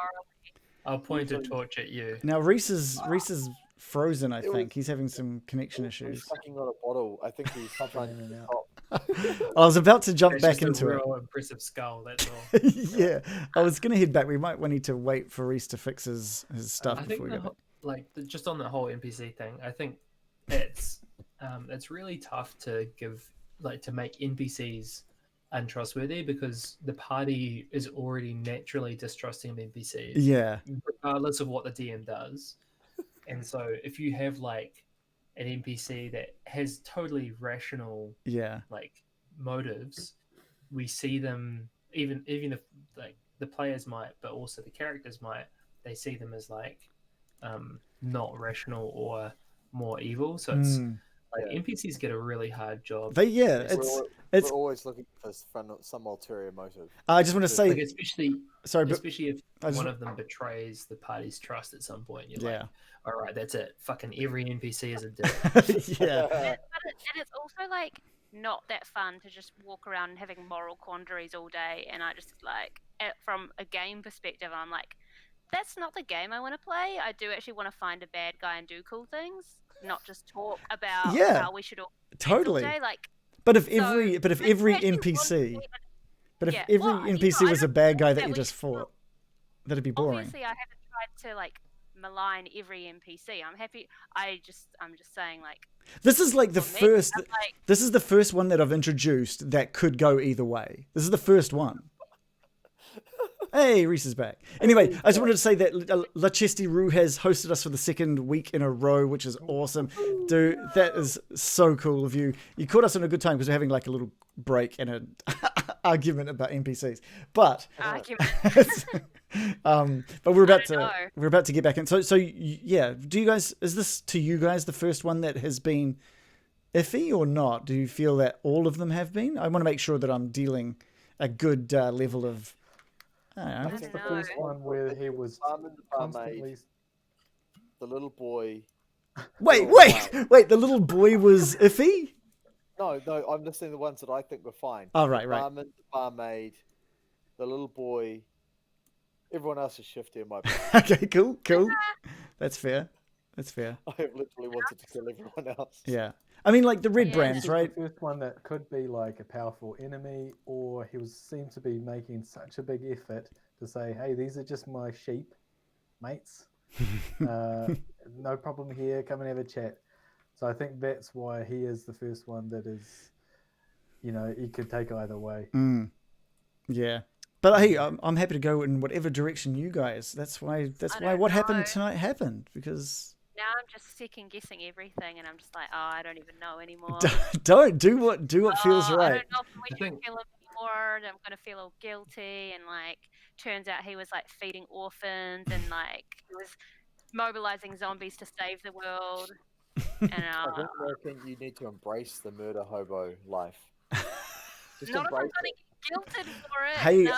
I'm not trying to guilt. Anyway, let's get back into it. So, Oh, man, La I Chesty don't know. Ruth, thank you so much for the support. It's awesome that you so you're playing at the same time, which is Can we awesome. cycle back to this conversation later? Yeah, we'll get back to this because we got to. It's already been way too long. So, which Before I leave, can I use the glass staff to cast mage armor in that last 8 hours? yeah, by all means, if it can, yeah, sweet. So, yeah, by all means, do that, and that bumps your AC up to. 15. All right, cool. something reasonable. Really high. So, what direction are you guys heading up into the Old Owl Well? The east. The east, so up the main path. Attack it from the east, like roll 20 map side. Oh, on the sorry. right-hand Yeah, side. gotcha. Yeah. I did that one wrong that time. Okay, cool. I'm just gonna place you guys in. Okay, cool.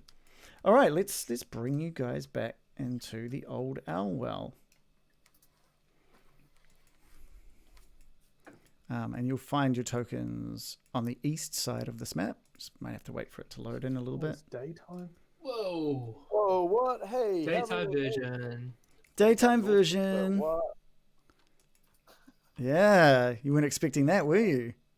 What? Oh, dear God.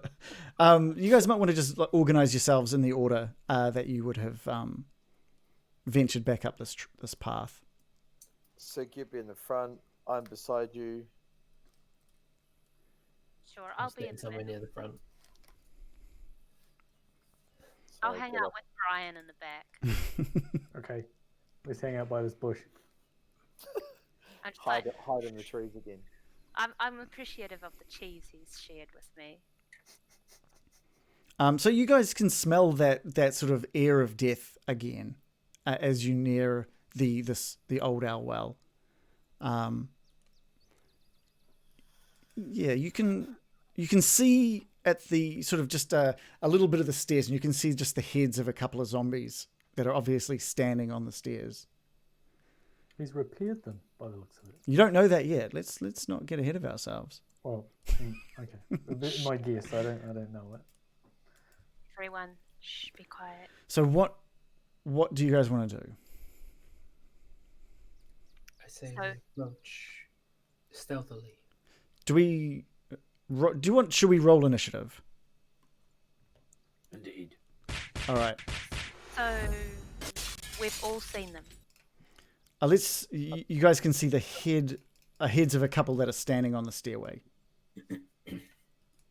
But yeah, definitely roll. I rolled a 15. Man, I really wasn't sure we'd end up back here, eh? Oh, I'm so conflicted. I've rolled a critical fail, Okay, it's just which makes it a 4. okay. So, you know. All It right. was 12. So we'll go Your to the conflict is noted, American. top of the order. Just before we get into it, I'd say, American, last time your spell was so effective, I don't think there's any problem doing it again. Like, I think we should, before they spot us, take all the advantages we can get to get in formation. okay, Agreed. And once I cast the spike growth spell, you must be very careful not to run into the spikes, even though they are invisible to your eyes.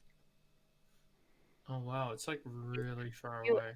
You're just going to have to trust me about where I say they are. Well, you guys haven't seen them yet. You can't even see into the pit yet. Okay, from Oh. where know you the are. pit is, You know where the pit we've is. Seen like a couple of Heads Dudes. in the distance on the stairs, right? Mm. Yeah. So Um, we need to get closer to be able to launch an attack. Are we jumping into the pit or are we running down the stairs? Because that pit's quite deep.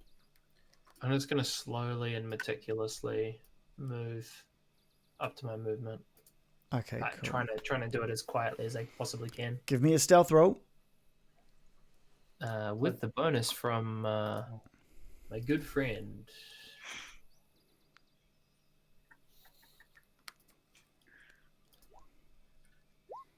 27. All right, perfect. So that's totally fine. You move in complete silence. Also, by the way, Gil, you were given an inspiration point, as was Mirakin before, from Random Origins, and I believe Hunster, you're able to give out a point of inspiration now after that decent cheer of yours. Don't forget, you can give it to the bad guys too. So it's, Who not necessarily all bad. I mean, they might not be the people being attacked, the NPCs. You can do what you like. You've got to stop calling them bad guys. I'm just Truth has come out. I'm in your guys' mindset right now. That's all.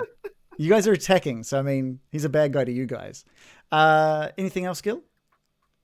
From my position, can I just kind of try to peer around and see if I can see anything more? You can see the two zombies standing on the stairway. The ones that are on the furthest to the west, and you can kind of see the heads of a couple more. I just do the old. Cool. That was awesome for our podcast listeners. Gil signals to, taps his head and sort of signals to the 4 twice and signals to the team behind him. Sig, it is your turn. So Sig turns to Mirakin. Mirakin, can you sneak forward as a mouse, and then in mouse form, while you're being really sneaky, cast spike growth? We could get the thing. That's a great idea, but unfortunately I cannot cast spells while I am a creature. Agreed. However, I can maintain concentration-based spells. Is this thing that you've done, what's this, under the cover or whatever it is, to help with... Under the covers. Under the covers with Mirakin. Yeah. Pass without trace. Is that concentration or is It's that... a concentration spell. Right. Yes. So if you were to cast another one, it would break this pass without trace. Very good point. Which means that if I cast spike growth, which is also a concentration spell, our cover will be blown essentially. That would be spring. Indeed. So Sig. Sorry, Sig. Carry on. So Sig moves ever slowly, not using walking pace, even slower than that, just to get behind this big pillar here. All right. Are you trying to do it stealthily? So stealthily. Give me a stealth roll with disadvantage, please. Does he get his plus? Is he still in the distance of the thing? How close do you have to be to get that pass without trace? Can you actually click it so I can have it in front of me? I don't know. I don't know if I'm going to actually use it, but I will. Wait. So I have not. I assumed that I had it. So I thought you said you used it before you guys can. Okay, so right, Gil, with a roll of 17 from before, you're still fine. You still managed to get to your point. Fine. Sig. I thought he used inspiration. I was confused about that. Sig, if you're wanting to move, you will be rolling with disadvantage, thanks to your armor. Right.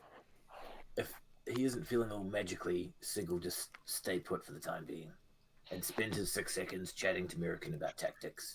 Okay.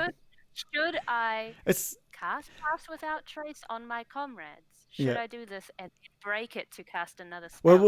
we need to wait till it's your turn, Mirakin. You're a few away. So Loris, it's over to you. Yeah. So seeing Gil walk off towards that part of the area. I'm not even sure what direction that is. I'm so directionally challenged right now. Basically, I'm just going to follow him, and seeing that he's been quiet, I obviously want to remain as quiet as possible. Cool. Can I get a stealth roll from you as well, please? Can I use an inspiration point on that to bump it up? Does that work? What was that? Sorry.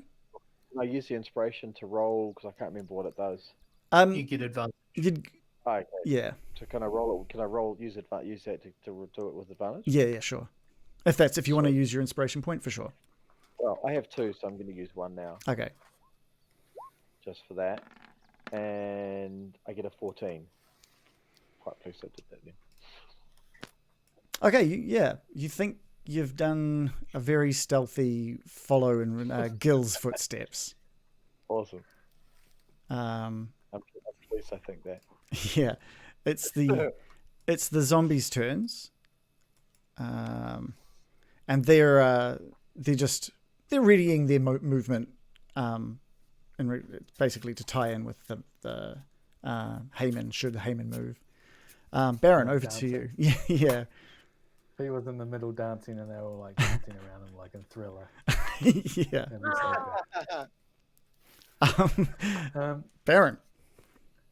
I just want to say to everyone, how about this plan? So we got once those spikes show up, we can't run in there and just start hitting them unless we drop down from over here and maybe take some damage. So if the spikes go up, then they'll just be on the edge of these zombies, and they'll have to walk all the way through the spikes, and by the time they get to us, they'll be so damaged they might even be dead. And we could all stand up here and shoot the wizard himself with long range attacks. These pillars should give us cover also, shouldn't they? Although they're kind of too far away. I think about here is 60 feet. Yeah, you're going to be quite some distance away from there. 60 feet to him.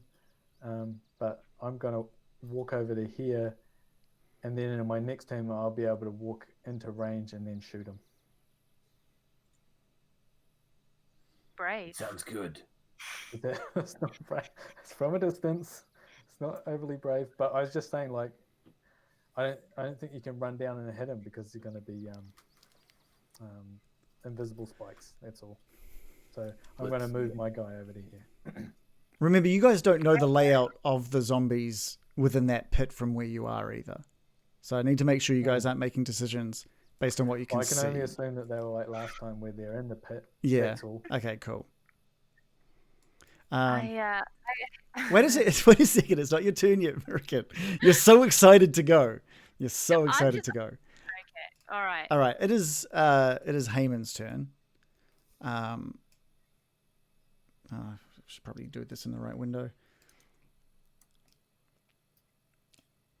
And he's just moved with the zombies up, and they look to. So from your guys' vantage point, you can now see Heyman sort of making his way up the steps, and there are quite a few zombies. It looks to be more than just the 6 that he was left with when you guys left last night. It looks like he's done a little bit of healing to his squad. Sexual. You don't know how necromancer. I mean, you do actually. So if you say it's sexual, it must be. Oh. American, it is your turn. Please Oh, no. let us know what you're doing. There's just too many things that going on. It's very frightening. I feel like Pass Without Trace is of no real use to us right now. It's like 130 feet away. Will we? We'll get bonus on stealth, and it says dexterity stealth check, so it's really only good for stealth, and soon we'll be revealing ourselves. So I don't really know. I think I might as well just go for it. Start things. Start it off. Start things. I'm so frightened. Yes. Oh, just own the murder hobo. Do it. No, Loris is the little devil on my shoulder, like kill. I don't even know if they're in range for spike growth. Let me just How far can you put cast in it? that for everyone. Be like There's a range of 150 feet. That's at pretty most, good. which is pretty good. It's definitely within range. In range. Do it. Do it. Do I'm it. Make them gonna all do it. walk through it to the max. Just put it all on them. Yeah, I'm gonna do it. All right, I'm gonna take some twigs out of a pouch that I've got and start waving my staff back and forth as I cast Spike Growth, a level 2 spell, centered on Heyman and his clump of zombies, which is just a beautiful formation that they've chosen for me. Because they have a 20-foot radius, which I've just drawn on the map, I think.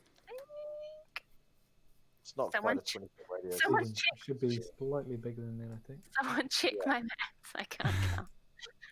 You can even draw circles, I think. I'm gonna do. I'm drawing so It's a many square, though. rectangles right now. Good. That makes things really easy. Yeah. Can you delete them and just draw a 20-foot circle around him? That would be I sick. think That's it's a right. square, right? That'll be okay. It's a radius, but It's radius, so Is it's it? a circle. Yeah, but It's- sometimes they say that for squares. They're Well, weirdos. let's have a quick look here. So it's basically what you've got there. That's fine. We'll just leave it like that. It's basically the shape of the zombies. Oh, there it is. Oh, feel free to move that into. Geometry hour with getting dicey. Yeah. I know. Oh, dear God. Sorry, my bad. What's happening? Oh, no. There's more boxes of. All right, I'm just gonna make it like. What is happening? Gee. All right. Another one. Oh, God. Stop it. Wow. Because it's a 20-foot radius, so it's actually even bigger. So I've drawn a bigger What? one. No, it's And like from there to there is 20 foot, and there to there is 20 foot. So It's 4 squares. it's that big. So stop drawing stuff. I'm Never. gonna get it right, goddammit. Is that All it? right. Can we just? We'll just I'll say leave that's it. We're just gonna say that's it. Oh, it's bigger than that. That's stingy. Stingy Yeah, D. It's bigger than Yeah. I'm gonna have. Podcast listeners can imagine I know. geometry of all sorts of deadly shapes. Yeah, Oh. this one's gonna take some editing, I think. What? Yeah. Can't you just grab it and there we go. In Here we today's go. class, we learned about how circles and squares can be fun.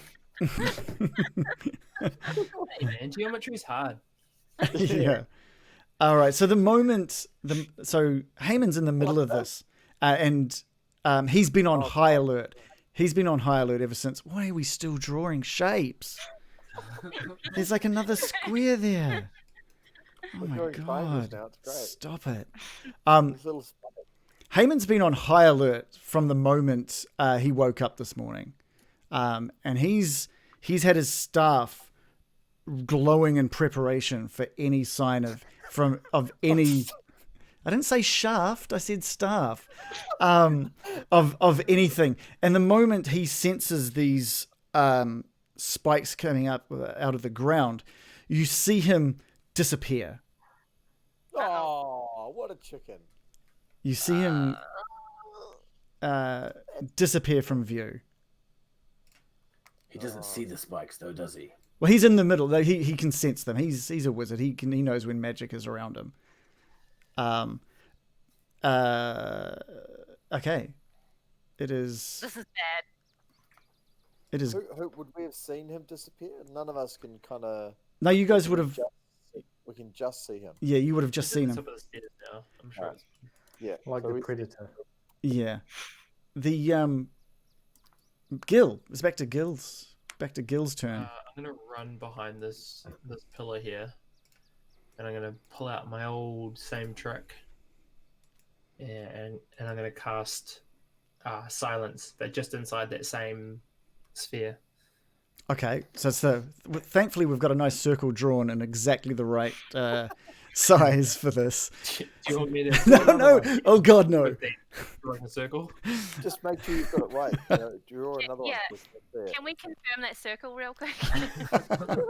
Well, I drew the circle, so hopefully it's okay. It's good. It's good. You have successfully cast silence on that circle. Okay. Any move? Oh, you used a bit of movement as well, didn't you? Yeah, I use my full movement. Okay. Sig. After Sig has watched Mirakin use her magic, he comes up here behind the pillar, readies his short bow, and looses an arrow towards the closest zombie. Sure. Roll to hit, please. How far away is that? That's A long way. so. That's a disadvantage then, I guess, right? What's the distance on your short bow? It goes from 80 to 320. So 320 is disadvantage. yeah, so it's further than 80. So roll one more time, please. Double disadvantage. Ooh. All right, so And Oh, all right, so with a 10, your arrow just zips past one of the zombies and chinks into the step past it. Anything else? yes.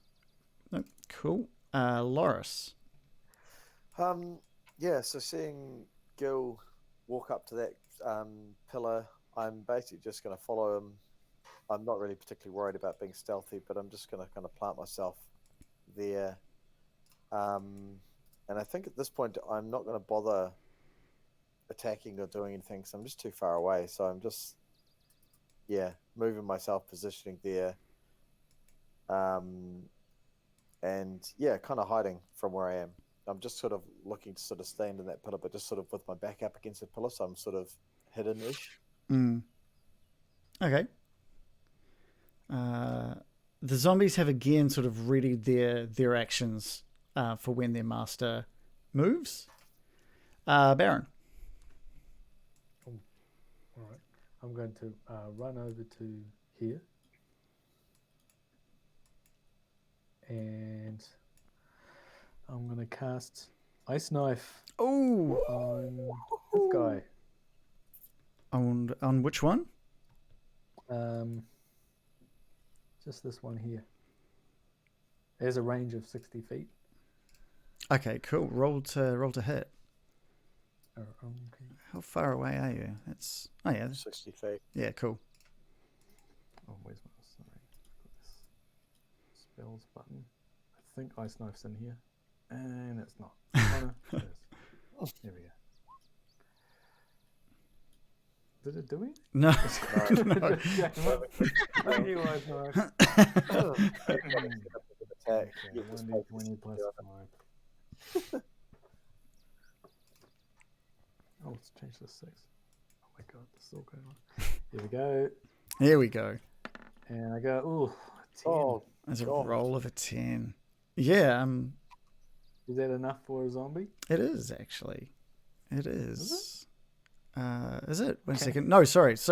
No, sorry. It's not. Ah. It's not. I'm not sure where I got that one The from. old bait and switch. Yeah, sorry about If it that. wasn't, it's super- Yeah, that's Him right. That's and right. The ones next to him have to make a dex save of 13. So does it still do that explode even if it misses?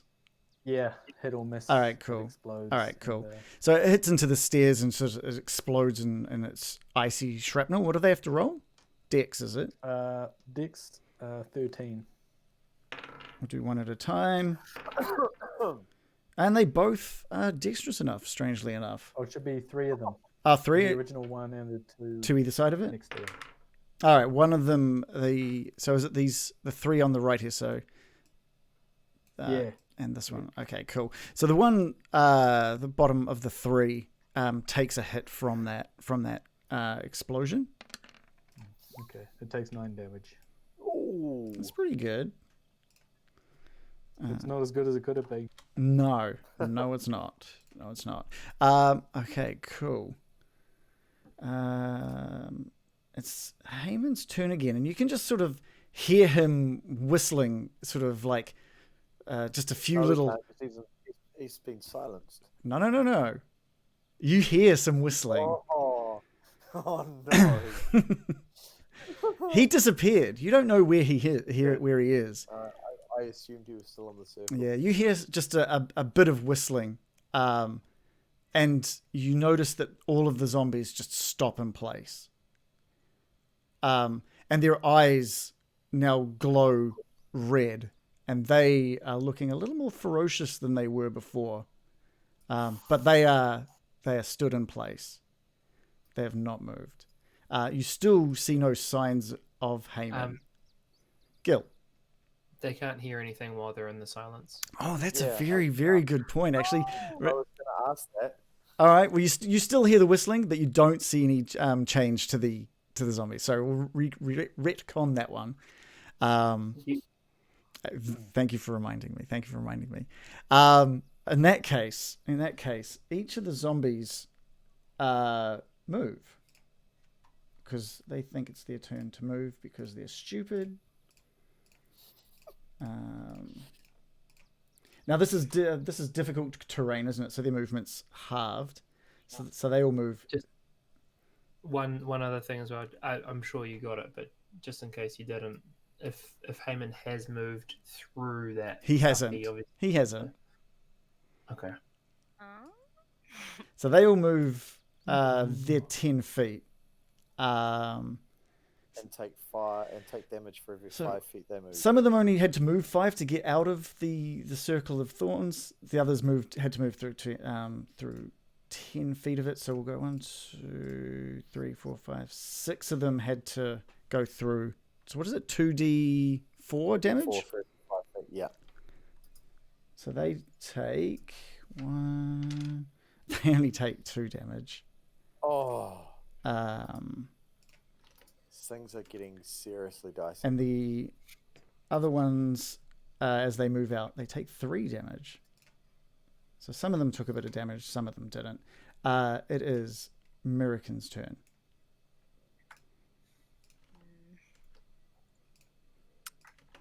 Yikes. If I move forward behind this pillar, will I be able to see into the pit? I'm near Gil, but slightly behind. Sorry, I was just adjusting some HP. If you're there, yeah, you can see you can probably see halfway into the pit from there. And I can't see Haemon. no one can see Heyman right now. Very concerning. Can we tell where the whistling came from? Yeah, good question. Whistling ventriloquist. Can you give me if you want to check, you can spend your turn doing a perception check, American. I will. With a roll of 9, you think you're hearing it coming from like south of the zombies, like so further south, almost on the same level that you're on, almost maybe near those trees just to the south of the pit.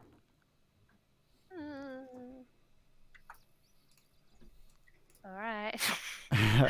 um, Pretty crap turn. yeah, Gil, over to you.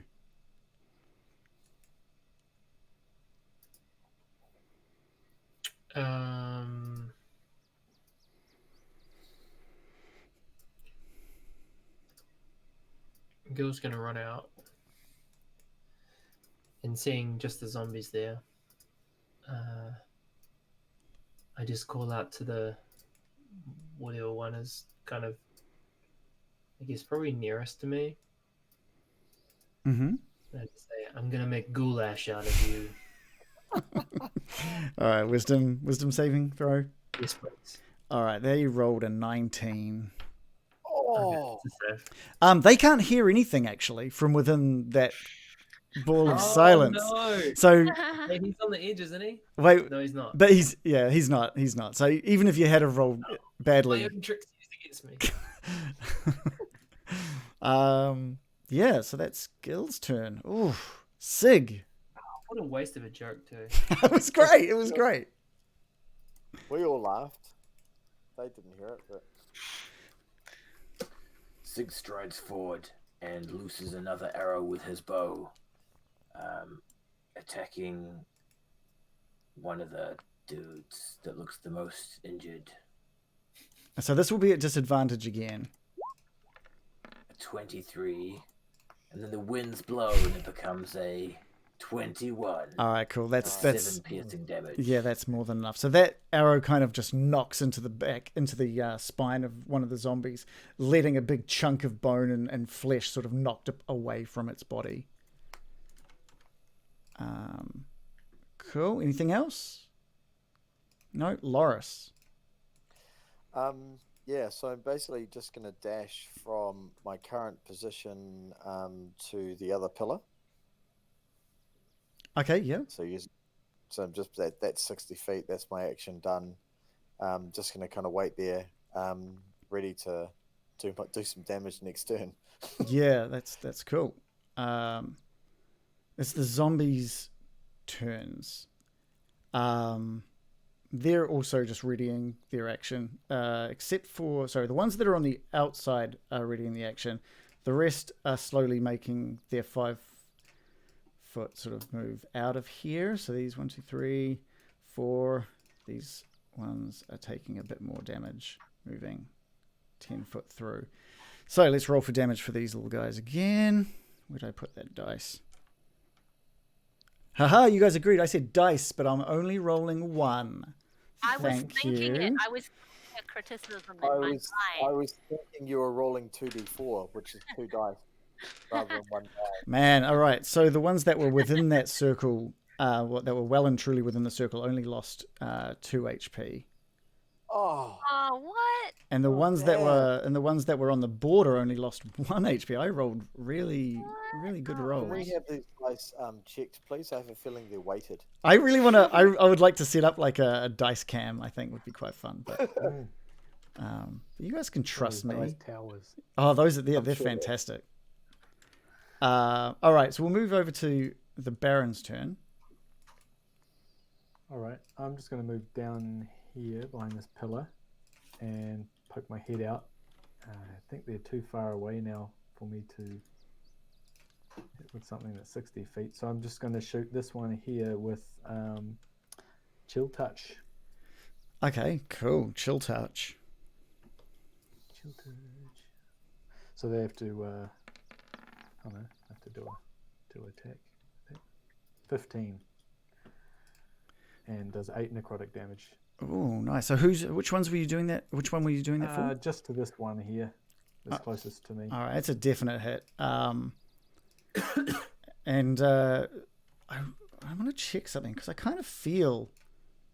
I was really hoping necrotic damage would like heal them or something because that would be awesome. Because I mean they're undead, right? But unfortunately, that's not the case. Final Fantasy No, in role. fact, this one, if you hit an undead target, it also has disadvantage on attack rolls against you until the end of your next turn. Whoa, So it's what? helpful against undead. Oh, that's pretty good.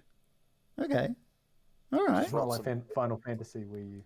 Yeah. Cast Kiraga on it. Yeah. Anything else, Baron? No. All right. So, again, you hear the whistling. It seems to be a very purposeful whistle that sounds the same sort of notes and tunes that you heard last time. And you see only one of the zombies or two of the zombies you can really see the eyes of because the rest have walked away. But you can just see their eyes turn bright red.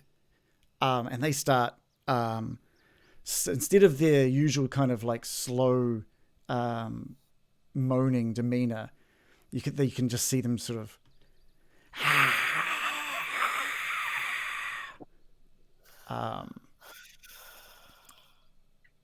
we'll leave it at that. American. Hearing this whistling, I know it's him. I need to know where he is. I would like to. I'm cringing at the idea of using inspiration on this, but I'm gonna try again. I'm going to try and pinpoint where that damn Heyman is. Okay. So if I use inspiration, does that mean I get advantage on a perception check? Yeah, we'll give you advantage on that.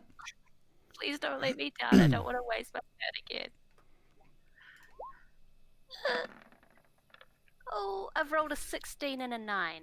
Strangely enough, so we'll take the 16, since you're rolling with advantage. Even though you're kind of focusing towards the south where you were looking before, this time you clearly hear it coming from north of the pack of zombies. It looks to be focused close to the pillar north of the pit, sort of the northwest corner of the pit. All right. I'll call out to the group. I think he's over there, and I gesture wildly in that general direction. Cool. Gil, your turn.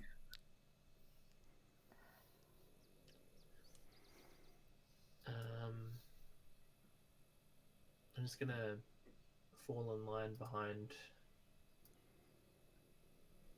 Loris. All right. And I'm going to call out to this one over here. But I'm just going to say... I'll just stop you just for a minute because this might change what you're doing. Because Mirakin has sort of pointed out where she thinks Heyman is, you're looking over in that direction as you run. And you do sort of spot just a small hint of Heyman's robes sticking out from behind the pillar as you run. Right, okay.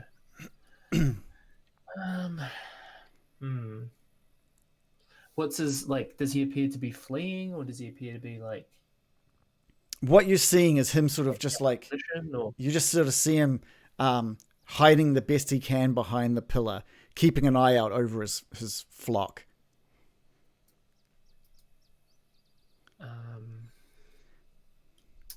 All right, in that case...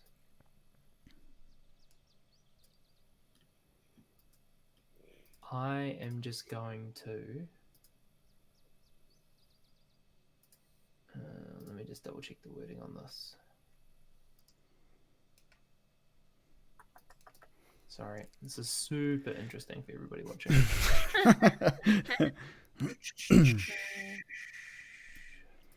It's just Gil tuning up his guitar and just like tucking around. Everyone's like, are you serious right now? I just need to get the range. Oh no, it doesn't work. Okay. Fuck.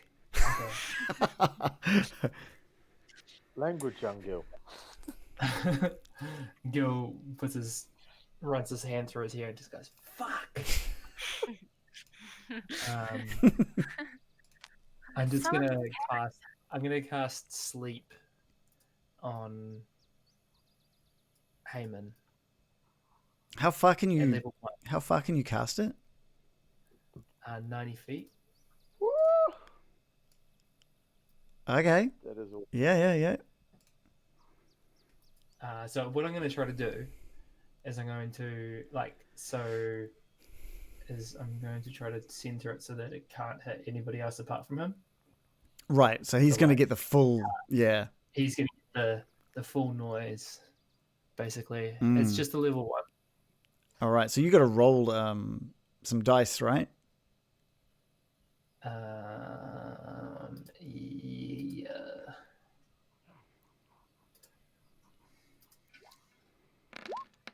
That's a lot of dice. What? Sleepy damage. That's a lot of dice. Go to sleep, Mr. Heyman.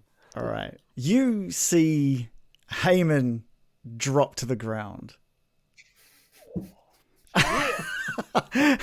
The second necromancer you've made. You guys That's love. how you do it, people. You guys love making necromancers go to sleep. This is reminding me of glass stuff all over again. Okay. What's up with all these tired necromancers? I don't know what's going on.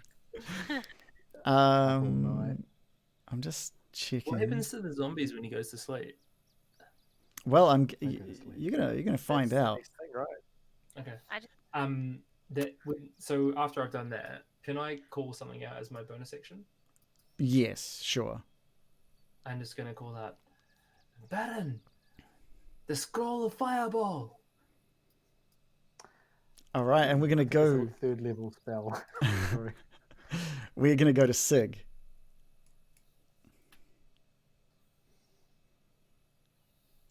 Sig has listened to American and seen her point and wonders if he can see the sleeping necromancer from his position. There's a pillar there, so No, you wouldn't have seen the mage fall. You don't even know he's there. You know that American has pointed out that he's possibly in that direction. in that case, Sig will spend his movement dashing to catch up with his compatriots, Okay, which I think is somewhere like there. cool. Loris, you've from your thing, you've seen Gil sort of cast out something towards that area. You know that Murican has pointed out towards that area, so you can kind of deduce, hey, maybe maybe Heyman's out that way. Yeah, cool. So given I'm just so basically from where he is, essentially you just see Loris start snarling and howling like a rabid dog, and he switches his rage into rage mode. Give us a howl. Go on, give us a howl. Yes! Yes! As he charges into the pile of zombies that are there, axe raised, and he's going to bring his axe down on Mr. Zombie right in front of him. Cool. Give me a roll I to will hit. click on this rage thing just so you guys know what happens going forward for you people, because you get advantage on anything that's within 5 feet of me, as long as they're angry at me. Hold on, I'll find it. Oh, okay, here it is. There. No, that didn't work. Oh, you know what I'm gonna do. Yeah, if you're close enough to Loris, you get If advantage. you're close, if there's an enemy within 5 feet of me, you get advantage when you're attacking it. But anyway, my Ragey Great Axe is coming down on that thingy. Damn, it rolled a 9, but it did so much damage. Oh, yeah, that would have been great if it had hit. This sort of comes down and just slices like a nice, like soft strip of flesh off the zombie without really doing damage. It just kind of like, it's like you've cut a nice little slice of pastrami, but it just managed to do nothing to it. That's annoying. Yeah. Oh well. Next time, I'll get it. It is the zombies' turns.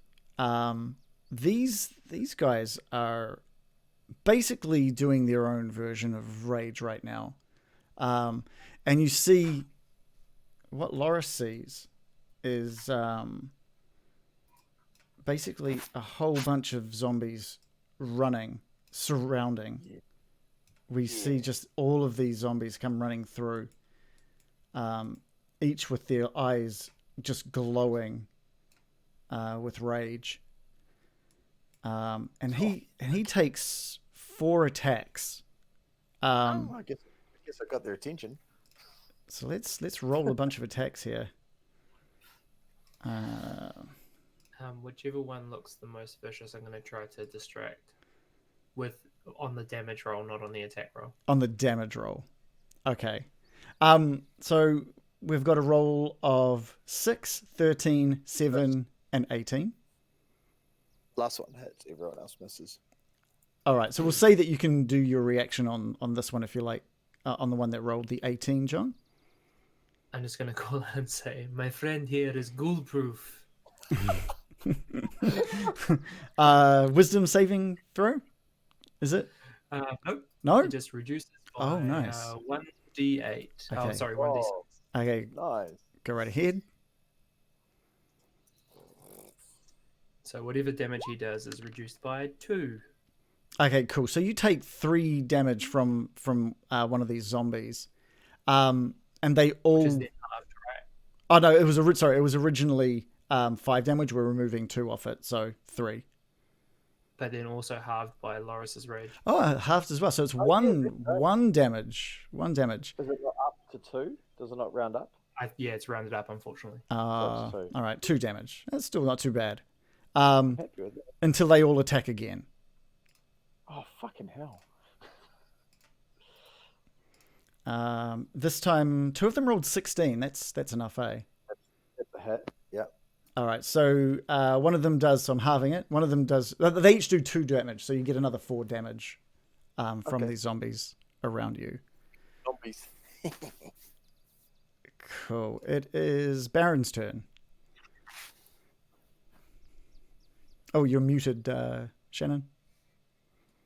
Thank you. Okay, hearing Gil yelling out about the fireball scrolls jolted my memory, and I rifle through my bag and pull out the scroll of fireball, and I'm going to attempt to cast it. I'll read it out. Okay. It needs, because it's a higher level, I think it's a 3rd level spell, so I think I need to roll 10 plus the spell's level. Okay. So can I use my inspiration? Yeah, go right ahead. Okay, so I think I need to get a 13. And it's an intelligence check. Where is that? Oh, sorry. Cool. So intelligence check. First one comes up as a 24. Oh, so that's a success, isn't it? Yeah. And the other one was a 12, so I'm glad. Okay.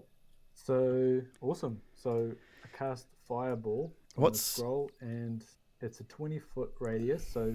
What sort of range do you have on it? It's like 150 feet. Oh, yeah, cool. Perfect.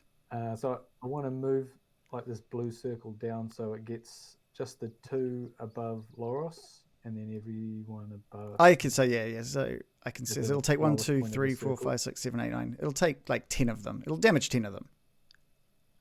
Okay. And so I think I'm just reading it. Each creature in a 20-foot radius sphere centered on their point must make a dex saving throw. All right. I imagine the Which is ones a with lot. spike growth have disadvantage, right? Is that part of That's- spike growth? No. I don't think. Let's have a look. If they're on difficult terrain? It is difficult terrain. But that doesn't mean anything. It just means it's hard to traverse across, right? It doesn't mean that they get disadvantage. Wow. It's not like they're restrained like if it was entangle. Right. Yeah. Yeah. So, do you guys want me to roll once or 10 times? 10 times. 10. Up to the Baron. 10 times? All right. So I'm going to do it from the bottom up. Okay, so the one just above Loris rolled Now, if they succeed, they will take half damage. All right, so they definitely take damage, but it's just half or full. All right. Okay, I'm just going to roll 10 times. What do they have to beat? I think it'll be a 13 if it's my All right. My one. Damn it. It's like an even 3-3 split at the moment. Okay. Oh, okay. What if they get a crit success? Anything cool on that? They explode immediately.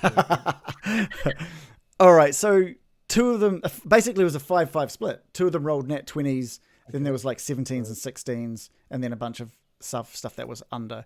So we're going to work from, like I said, from the start, I was going to work from sort of the bottom, From the bottom up. So I'm just going to alternate, I think would be a good way to make that even. So roll the damage. Roll the damage, please. 8d6. Dang.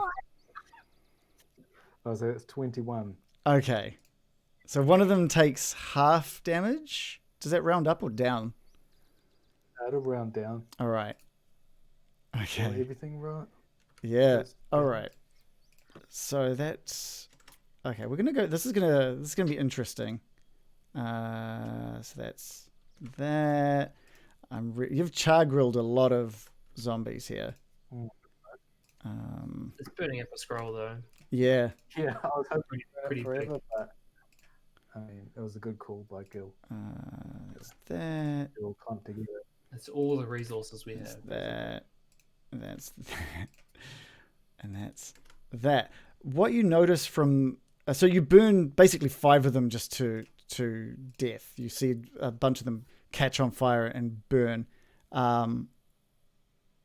Is that radiant? That's not radiant damage, is it?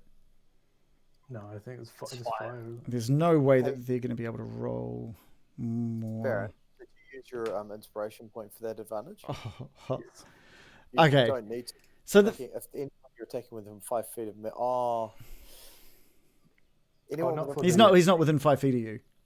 no, but the enemies that you're attacking are, or some of them are. Oh. So he gets advantage on anyone within 5 feet of me. But he already rolled with advantage for the spell I know. anyway. So It wouldn't.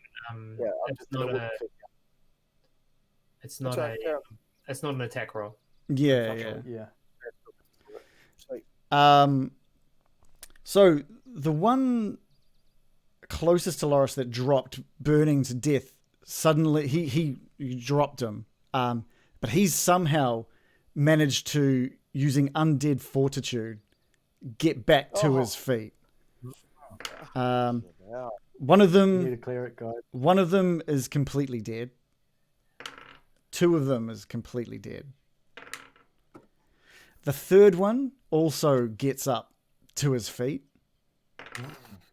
So that was the 4th one, gets back up to his feet. And the 5th one remains dead as well.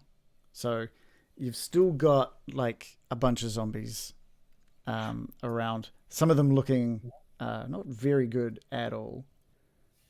Toasted. Toasty. Toasting. Yeah. It's Hayman's turn, but he is fast asleep. Ah. I'll use. Oh yeah. Sorry. So what are we going to use? Just the rest of my movement. Oh, yeah, Just sorry. move Up here again. Yep. That's all. Okay, cool. American, it is your turn.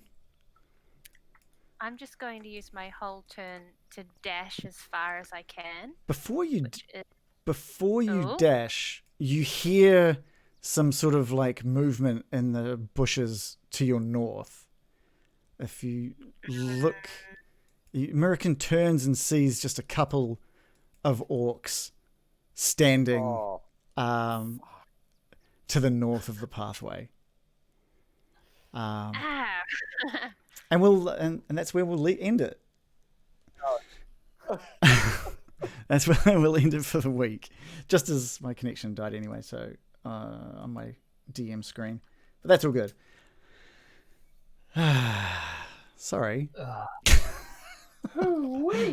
Man, I was so excited about tonight over something I didn't even remotely get to unveil. Sorry. No, that's cool. It just means it's exciting for next week. Maybe, depending on what you guys get up to next week. We're not going to do that. Does anyone feel like this is a repeat of what we did last week, killing zombies and then potentially negotiating a way out of running away from this necromancer? Let's totally not negotiate. Let's kill everybody. No, we can't negotiate now. Oh, I don't think we get a chance to negotiate, because if he wakes up, he's going to just zap us. It's not allowed to. Oh, right. I reckon this is like running the necromancer game plan about like putting him to sleep and then surrounding him and then trying to kill him in one go before he has a chance to act. Yeah, that is definitely the next plan. I'm just hoping we get rid of these zombies quickly. Yeah. They're tough. What's Although I can get in the middle of them, it should be right. I so didn't expect you guys to head back, or I didn't even know what to expect really. I didn't expect there to be a big fight. Daytime map ready. That was pretty dope. I had that ready even last week because I wasn't sure what time of the day you guys were going to end up there. So I was like, shit, I better set up both. So yeah. Yeah, I must admit, I didn't expect Sig to do what I would normally do and just attack without any kind of reason when the group was talking. Like that was a Loris / David move. That was a real cat amongst the pigeons. I know you guys. I'm going with this because I like what you're doing, but I'm also thinking this is not what we talked about. Yeah, you guys like got right in there into his like home, surrounded by zombies, and then decided to pick a fight. Like that was. I thought we were gonna waste him. You know, I did not expect to be dropped like instantly. I figured we were close to him so we could take him out. I was already gonna have a pile of bodies all burning. Yeah. We were gonna be sweet. No. I have the feeling that given he was able to raise the undead, he's powerful. He's not Baron level necromancer. He's like Baron can be. Yeah, I'm just a beginner. Yeah. Do you even have so your list anywhere? Wait, what was that? Do I have any what? Do you even have a missile as a spell? Magic missile. Yeah. Probably could get it, but it's not a necromancy spell, so I'm mostly sticking to necromancy ones. Yeah. I'm just wondering what level you can obtain that spell. I think you can get it level 1. Yeah, I think. Yeah, it's pretty low. Yeah. Is it auto hit? Yeah. Yeah. Literally just fire out bolts of energy and they auto hit and do damage. But it's normally really low damage, so I think he must have rolled really well. He did do level 2.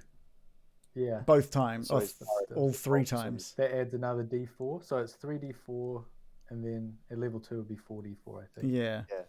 From the ring. Plus his int modifier, I think. Yeah. Right. So he would it's guaranteed.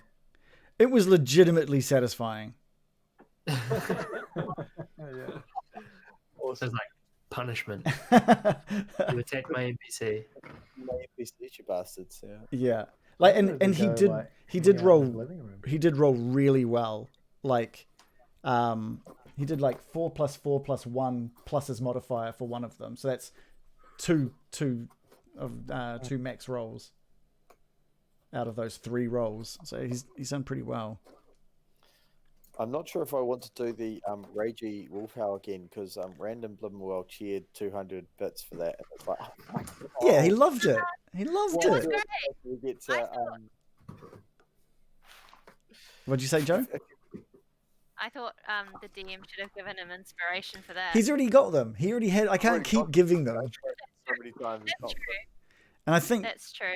Yeah. I think from what I've seen in the chat right now is everybody would have had one going into this fight. So I think Except me. No, Sig, you got given one. I just didn't get a chance to say it out loud. But you do have a point of inspiration. So add that onto your D&D Beyond. Nice. So who used theirs? I used mine on a perception check, which makes me sad in my heart. I'm not gonna lie. But you That's found the least him. sexy way to use inspiration ever. Would Found it, put to sleep. That was a brilliant move. Yeah. Wow. If I didn't know where he was, he wouldn't be incapacitated. Yeah. It did Yeah. help. It was a support move, but yeah. Man, you rolled really well with sleep.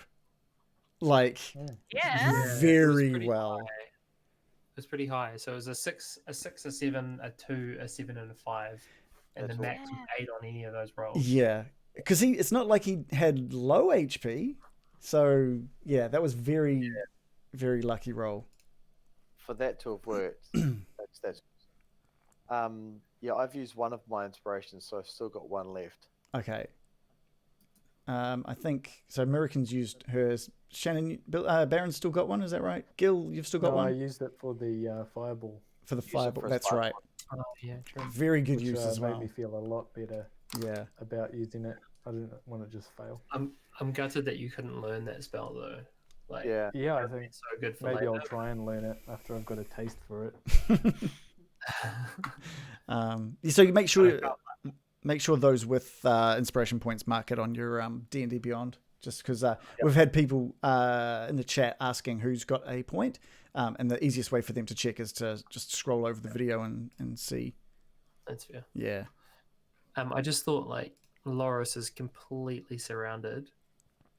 He's like absolutely fucked if you don't deal with at least some of the zombies. hopefully you attack some of them and take the advantage on the attacks because if you guys are all if I'm in the middle and you guys are sort of surrounding, firing long shots, you can take pot shots at them all day, and I'm just going to hack at them wildly. Mm. I'm in the place I want to be. You could use the dodge action. The what? Can I set that as a reaction? Like basically No, attack, it's your dodge, or is it just no. Your action is taken up by dodging, and Okay. it means that everyone has I'm not disadvantage at you. I'm It's the ripping. sort of thing that no one will be able to hit Sig. Yeah, like my plan at the moment is literally I'm just going to be swinging my axe around, like like a kid in a circle, just swinging my axe around, chopping shit down. Yeah, you won't be able to do that and ready dodge. That's for sure. That's cool. Yeah. Yeah. And if all else fails, I'm just going to start ripping heads off. I'm going to have a great time. Yeah. Yeah. Or fall over. Yeah. Oh, well, it's a possibility. Mm. I've got a plan. Oh, But look at my eyeballs. what are we looking at? What are we looking at? Trees in my eyeballs. You've You got guys not see that? What? Are they always blue? you've got what in your eyeballs? My green screen's picking up just my eyeballs. Oh, right. Random. I That don't. was to distract you from the plan, which I'll tell people about. Oh, you've got a plan. You got a plan. Right? Yeah. So there was no Billy Goblin. Did I set the level too high, or did you? Are you guys glad you didn't get a Billy Goblin showing up? We got halfway. I don't think we needed Billy Goblin turning up in the middle of that with orcs Exactly. and 10 or 15 zombies. I think we can see 2 orcs at the moment, right? And we've been told by American has seen American 2 orcs. Yeah. but we've been told before that there was a group of them. Mm. So yeah, if they're just watching, they can stay there and watch the party. But I'm sure they're going to get involved. They're orcs. Mm. But They- orcs are known for their reasonableness, so we'll probably make friends with them as well. Yeah, they'll want to The talk. orcs on your shoulders, American. Yeah. No, I'll be on their shoulders. That'll be great. Because orcs want to talk. That's their motto. Orcs will talk. You want to awkward talk. Yeah, that's the saying. Yeah, I think orcs are more barbaric than I would be. I suspect they see fighting as fun. Mm. Mm. Unlike They Laura. do. Loris is I draw no fun from this. Oh, I thought that had changed. It has Still changed. holding that line, huh? No. I was so sure that had changed. We But need a it big changed. supercut of all those. Like, I hit it with my axe. Yay! And then I did not. But I draw no fun from I this. did not. There's no I fun think for the me. first 10 sessions you could get probably an hour of me saying I draw no fun for or no pleasure. Yeah. That is for sure changed because I'm now wearing the goo and the blood of everything. I Yeah, do. you're still like grimed up. Yeah, Yeah. totally. Mm. It's a warning to anything. the early Loris kind of reminds me of Drax from Guardian. That's what kind of what I sort of started to play him off because I just watched Guardians, and I watched it again. I was watching it the other night when I was watching the cricket as well. I love Drax. I think Drax is so cool. He's like one of my favorite characters. Yeah, I thought of him when you were doing that stealth move, and it's like that line where he's like, "I've learned to become completely invisible," Yeah, but he's just like totally able to be seen. Yeah, he is brilliant. I love him. Yeah. All right, well, that's is that we call that a night then, guys? We happy there? Yeah. All right, cool. That was all. Well, if you guys, as always, if you've liked what you guys have seen, there's a nice little follow button. You should totally tap it, and it'll let you know when we go live next. Also, if you want, you can subscribe. Subscribing mid-session will actually count towards. Oh, sorry, microphone. Count towards the Billy spawn as well. So it's not just cheering. You can subscribe, and that'll help. We've got our YouTube channel for all our previous episodes. We've got podcasts. I think episode 7, I think, is going live tomorrow. Maybe 6. I don't remember. So that's going live tomorrow as well if you want to catch up via those means. We've got a Discord channel. You can come and chat to us as well. We talk D&D pretty much all day in some format. So thank you so much for joining. Thank you for your support. And I really wanted to unveil the 2 buttons on my stream deck that I had covered. But that's just going to have to wait. That's just going to have to wait. Are we going to take our 12 viewers to somewhere else, or are we just going to let them go? Oh, right. Should we do a raid then, I guess? Should we do that? 17 viewers I've got. 17? Yeah. Well, we can see who else is doing some D&D at the moment, and we can go hit them with the Goblin Army. Maybe there's 12 viewers now. Do you remember who we did last time? I wonder if they're back on again. They didn't have a very good reaction. No, we want to. Oh, we've got people that are sitting around an actual like table with a camera on them. And they've only got one. They've only got one viewer. Do we? 12. Give them 12. Let's do that. All right. So we're gonna goblin them, or? Yeah, we're gonna go in there. We're gonna give them the goblin army. Is this gonna work? Sounds rude somehow. Goblin. Did that not work? Worked. Did that work? Yeah. Are we in there at the moment? For some reason, mine's not refreshing. I can see the little icon. The icon's up the top. Here we go. Okay, yeah, cool. It's we've got like 8 seconds before we can raid. So let's just if you've subscribed, you'll have access to the good old Billy Goblin face. Let's go in there now and go wild with the Goblin Army. Thanks so much for watching, guys. See you next week, same time. Oh, Bye. Bye. Bye. All right, we're raiding. Yeah, cool. Let's. Oh wow! Actual D&D real life. Turn this up so I can hear. It's gonna be like. I thought it was gonna be like more like camera over the top of a thing or something. Are they even noticing? I'm not sure how they can. Well, yeah, I guess they're probably just all. I thought they might have like at least have a. Someone's looking. Someone's an alert. No. Boo! There's a screen somewhere, people. Come on, you've just been. We just gave them like 12 viewers, and they're not even. Why are they streaming if they're not following their? Disappointing. Very. Like this. Oh, boo! They're gonna check it later and be like, "Oh, someone raided us and we didn't acknowledge them." Disappointing. I'm just gonna give them cheese fail. We've got 3 wood elves in their group. Oh, they do And they have a Goliath, they have a rogue Goliath. That's awesome. Barbarian Dragonborn. No, they're not paying attention. Why are they even streaming? What are they doing? What's the point? Yeah. Our guys are like smashing them with goblins. I know. They're They gonna. look like they're in an apartment that me and Shannon used to play in. Like, that's basically what our setup was like. Right. Behind a table. Why are they streaming? Why are they streaming if they're not checking their thing?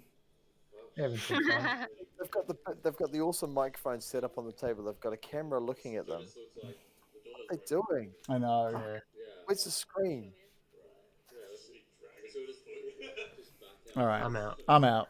I'm Yeah, out. How dare they? that's just rude. How dare they? It was a bad choice. It Sorry, was. I shouldn't have supported the. I think we make a better choice next time we raid.